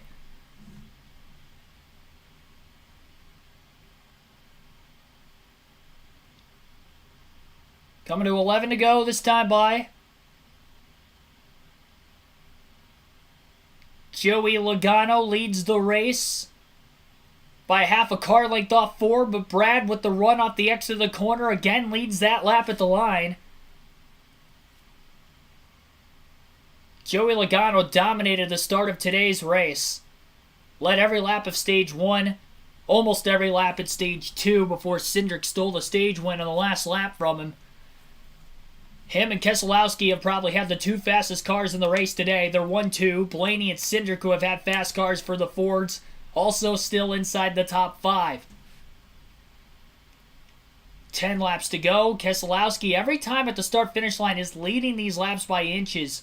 So if it ends up in a side-by-side run, Brad might have the momentum off 4 to be able to win the race if he could just stay alongside Logano and not have the 22 car clear him.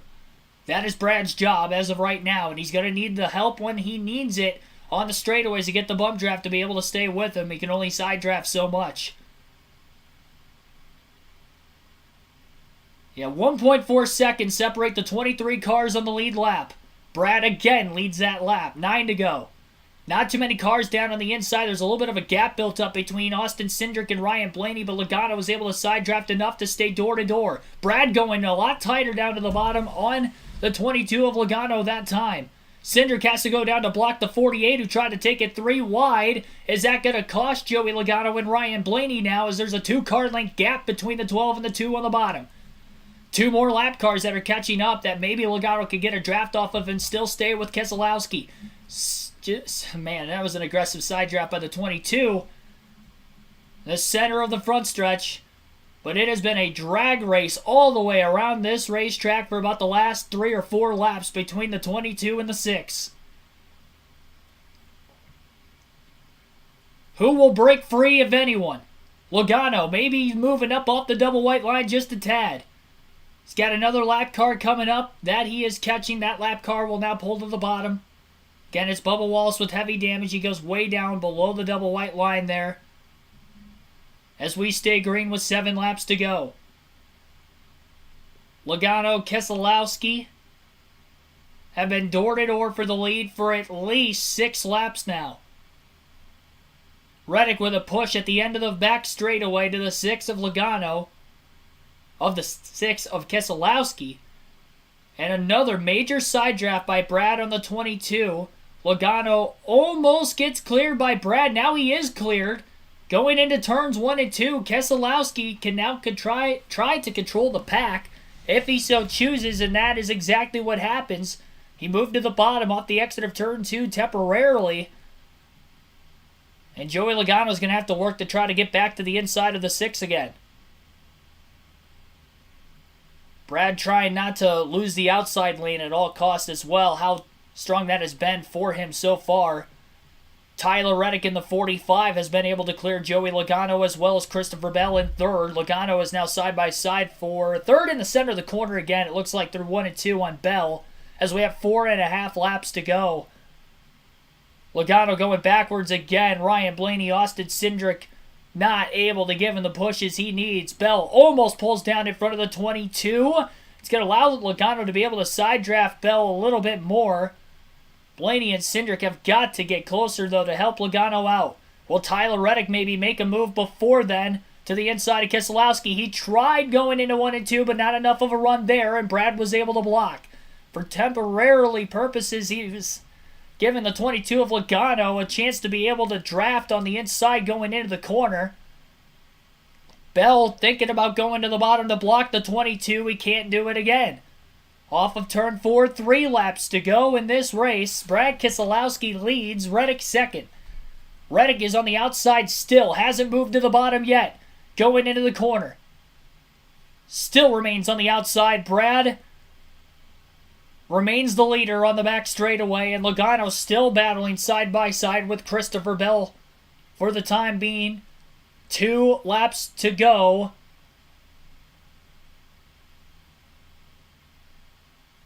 Three miles left. Will it stay green to the end? We'll see. If they get to the white flag and the caution comes out, the race will be over. Logano has faded back. He is now side by side with LaJoy. Bell pulling out. He makes the move for second on Reddick. Logano's going to have a little help on the inside now with Bell moving down. Brad Keselowski will lead to the white flag, and this is the final lap of the race. Corey LaJoy moved to the bottom. He's going to push the 22 off into turn 1. Keselowski down to block. Logano goes to the outside. Now he's in front of Christopher Bell. He'll get to the outside of the 6 of Keselowski, who finally lost the top. LaJoy's on the bottom behind the 6. Not enough drafting help behind the 6. Logano's clear into 3 as he got a push, and now he's got a block off of turn 4. Joey Logano is going to win at Atlanta on a last lap pass, and Keselowski is going to end up finishing third. Joey Logano wins after dominating the first half of the race. Took him all race to get back to the front and leads the final lap. The most important, and wins his first race of 2023 after starting on the pole. He led the most laps.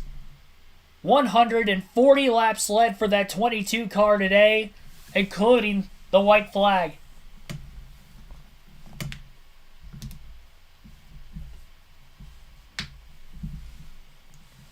Logano wins it. Keselowski will end up second at the line, it appears, by 1/1000th of a second over Christopher Bell. Joey Logano has won, and Brad will have to wait yet another day to get a win in that 6 car. We'll go through the full field finishing order after we get the interviews from your top finishers.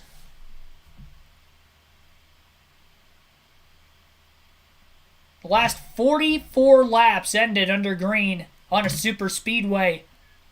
And it's been a long time since you can say that in the Cup Series. Credit to all these drivers for making that happen. It was still an incredible race there towards the finish, and it came down to that very last lap.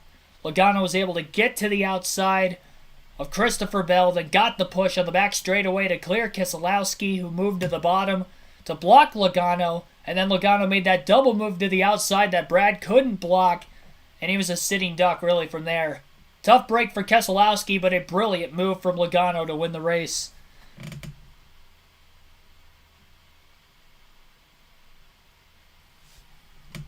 And here is Logano. Reddick, he made the move, created this opportunity. Joey was down and out. Getting into 3, Joey was down and out. As soon as he moved down, afforded him that opportunity with the momentum, cars in front of him. Rest is history. Brad made the block. Let's have a look at it. Just gives him, just didn't chase him up far enough. He probably thought that Joey was going to go ahead and tug on the wheel and try to get under him. Well, and I think he probably thought he stalled him out enough. I thought he stalled him out enough. Now you get to conversation. All right, now who's coming on to listen to what they've been doing? Made that block, stalled him out, get to the next line. Here comes LaJoy on the inside. I think he was looking over his shoulder to make that block, and unfortunately, 22 stayed right there with momentum. First win of the season for Ford. They break the Chevy stranglehold on victory lane this year, finishing 1, 2, and 7. Toyota 3, 5, and 6. Jamie. Joey Logano finally gets his first win here in Atlanta, and you just got a big hug. Your dad ran all the way out here to hug you. How did you guys nail this setup of this car? There were so many questions coming into it. Yeah, first off, it's so special to win Atlanta for me. So many memories of me and my dad racing right here on the quarter mile. This is the full circle for us. So many memories gritting over there at the Legends car and racing and having a big time and dreaming of going straight at the quarter mile and going out to the big track. That was always a dream to do it, and to finally win here means so much to me personally, but to this race team, the Auto Trader Mustang. This thing was an animal. It was very, very fast, and was able to lead a ton of laps and race really hard there at the end and get a good push from the 20 to clear myself and enough of a push to get all the way to the end. So huge victory. Nice to get one early in the season. It always feels better, but what a great day for us. Well, you dominated today, but it all came down, obviously, to the decisions you made on those last few laps. Take us through what it's like in this high-speed chess match, the patience, and, you know, the commitment from your spotter to get it done when it counts. Coleman's amazing. He's the best spotter on the roof by a long shot. He's given me great information the whole time, you know, to be able to make the right moves on the racetrack. He understands it so well. That on top of the car that Paul gave me, just a really special race team to be able to maximize what we had here today. Fast car, great team. Say hey to my wife, my kids at home. Hey guys, we're coming home with a trophy, baby. Joey Logano wins for the first time this season. Well, Brad Keselowski comes home in second Smith place. with Brad, Keselowski. seemed like you did everything right as the race played out towards the end there. So close at the end. Yeah, just the bottom run came with a huge run.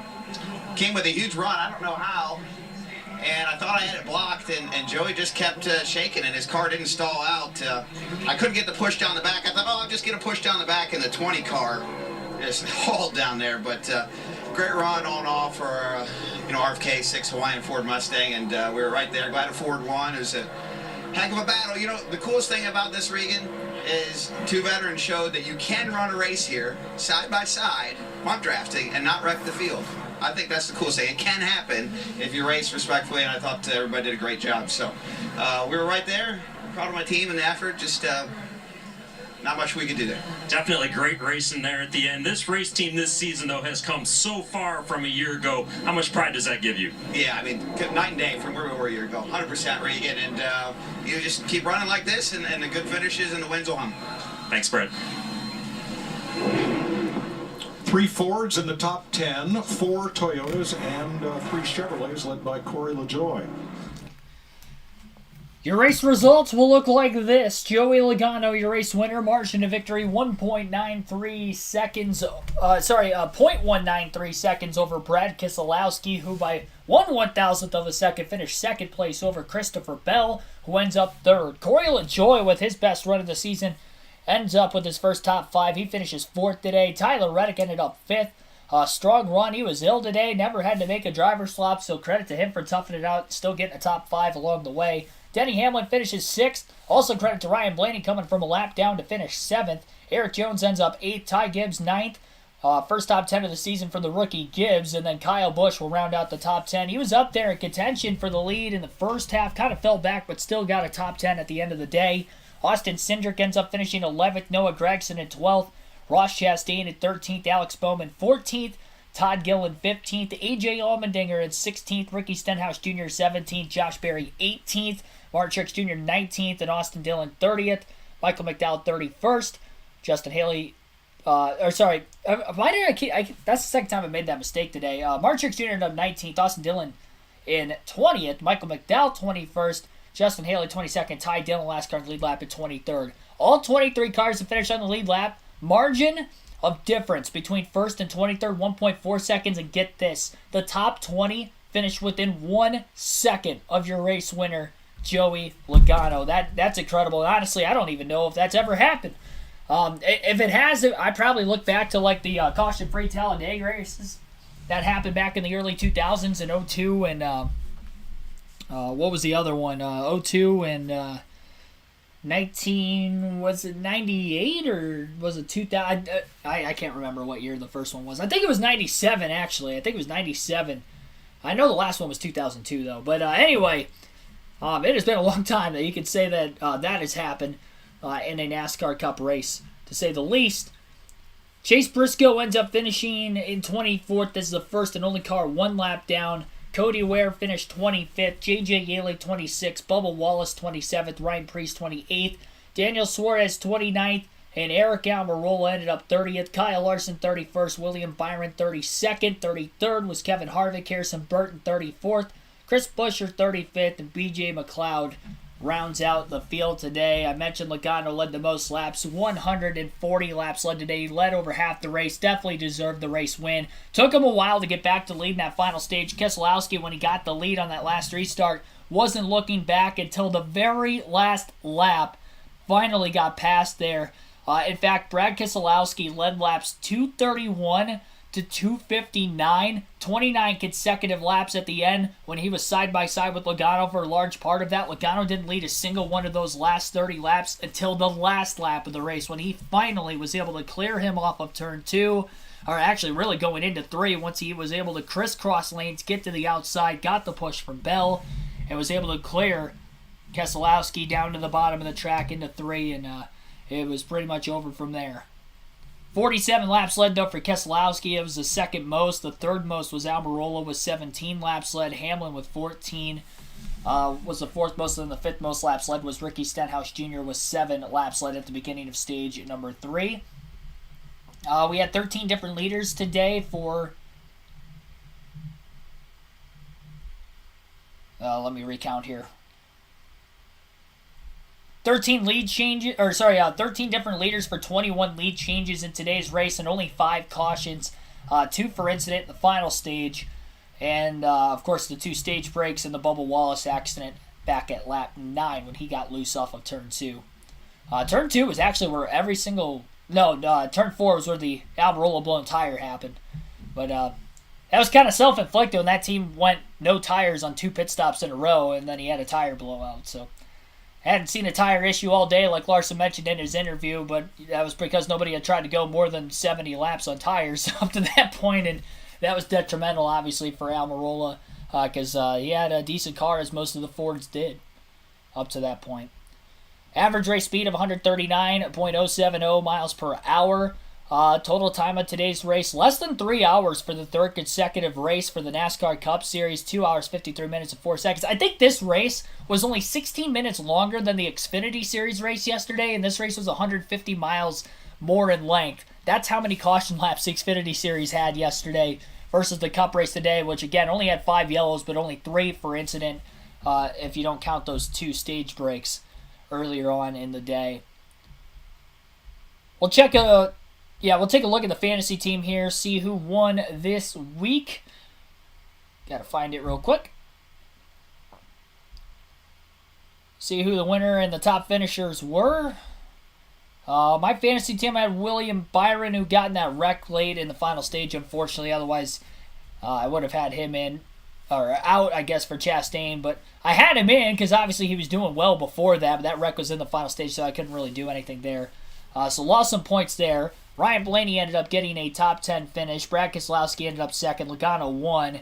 And I believe Denny Hamlin ended up with a top 10 also. He would have finished 8th. So got that. And Chastain on my garage. At least I'll save an extra start with him. But he had 24 points today. He finished outside the top 10 as well. And as far as the bonus points go, I had Harvick over Reddick. Missed that one. I had Byron over Larson. Larson technically beat him by 1. Missed that. Missed the Austin Dillon over Stenhouse because Stenhouse beat him by 3 positions. The only bonus points I got was Keselowski beating Bubba Wallace today. The live results, I guess, barring post-race inspection, it looks like I won this week. 202 points for myself in the Fantasy League this week. Second place, 196, was P-Shat Motorsports. Colt Thompson, third with 192. Penske Fan 12 with 191. Furfer Express with 176. Here's Christopher Bell, who finished third today with Regan Smith. Did not. At that point, whenever the 22 and the 6 got side by side, I felt like I lost the race. So, really, I think I screwed up whenever I went to the top. I will come into the white or one of those laps. I boarded on the bottom and went to the top and gave the 22 the bottom, which ultimately got him the lead. So that was disappointing. But ultimately to come home third, I'm super happy with that. And great showing for our dual Camry. Nice job, Christopher. Thanks. And Jamie Little with Corey LaJoie, who finished 4th. And we saw you scored his top 5 a year ago, but you did one better. Best career finish of 4th. How good does that feel for this team? Feels great. And it's like this taboo to say, oh, second sucks, 4th sucks. 4th is great. 4th is great for our Celsius Camaro and our small team. It's a great points day.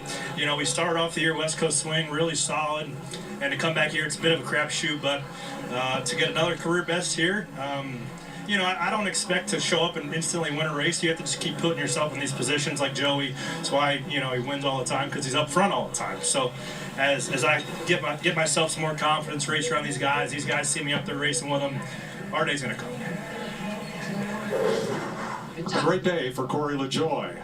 So here are the results. So we went through that already. Logano would have had 59 points today. Remember, he also won Stage 1. And then Austin Cindric won Stage 2 and the third most points of any driver today as well. Keselowski second most. So a lot of those drivers who did get a lot of stage points did end up with top 10s at the end of it. And in fact, top 5s for 3 of the 5 top point scorers in today's race. Big points day, though, for Corey LaJoie, as he just mentioned, because he was in the top 16 in points. He scores stage points, gets a 4th place finish as well. I think he's still going to be in the top 16 after 5 races into the season. So there we go.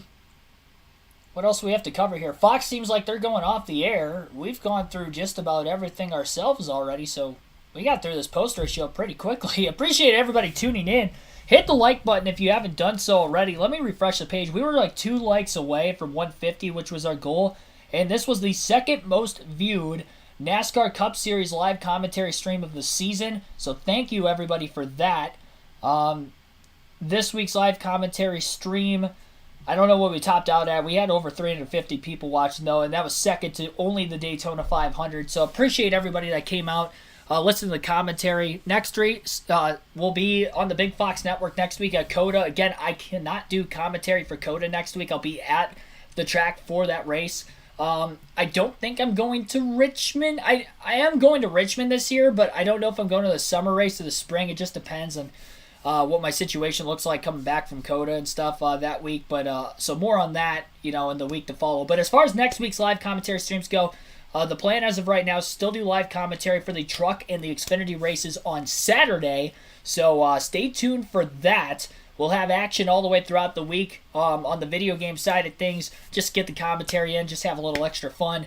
Monday through Wednesday. Thursday, Throwback Thursday live stream. We didn't have many people watching last week, so we watched the 1992 Hooters 500. If you haven't checked that out yet, go back and watch the race. You can watch it on the channel where I rewatched it. I don't think I had any copyrights on that, surprisingly. Usually I have copyrights on those streams from time to time, so they don't always, unfortunately, stay up after I get done streaming them. Those aren't really streams I expect to really make any money on, just to kind of give it back to you guys, watching an old race with you guys, because I watch these races, but I'm commentating it for you guys. It's different from going back watching an old race. So, yeah, we rewatched that one. They were talking about that race in the pre-race as well, so you can check that out. And then on the community tab every Monday, you can vote for which race I'll watch the following week, which will be watching an old race at a track that is no longer on the NASCAR Cup schedule. That's all I'm going to say about that for right now. You'll just have to wait to see what the voting poll exactly looks like for you guys to vote on which race we will watch there. But we will be watching an old race, to say the least. So thanks everybody for tuning in. We're still at 148 likes, so we're not ending the stream until we get to 150 likes. That was our goal, and never mind, we got there. I just refreshed it. We're at 151, so we did get there. We did get to the goal. Thank you everybody for that. Couldn't do it without you, of course. Have fun every weekend. For those of you that I won't see until the following weeks to come after COTA, because you can't watch the commentary streams on Saturday, whether it's work schedule or whatever the case is. If I don't see you Saturday and don't see you during the week, have a good rest of your week, everybody, and I'll see you after COTA. Thanks, everybody, again, and appreciate it. As always, have a good rest of your Sunday night.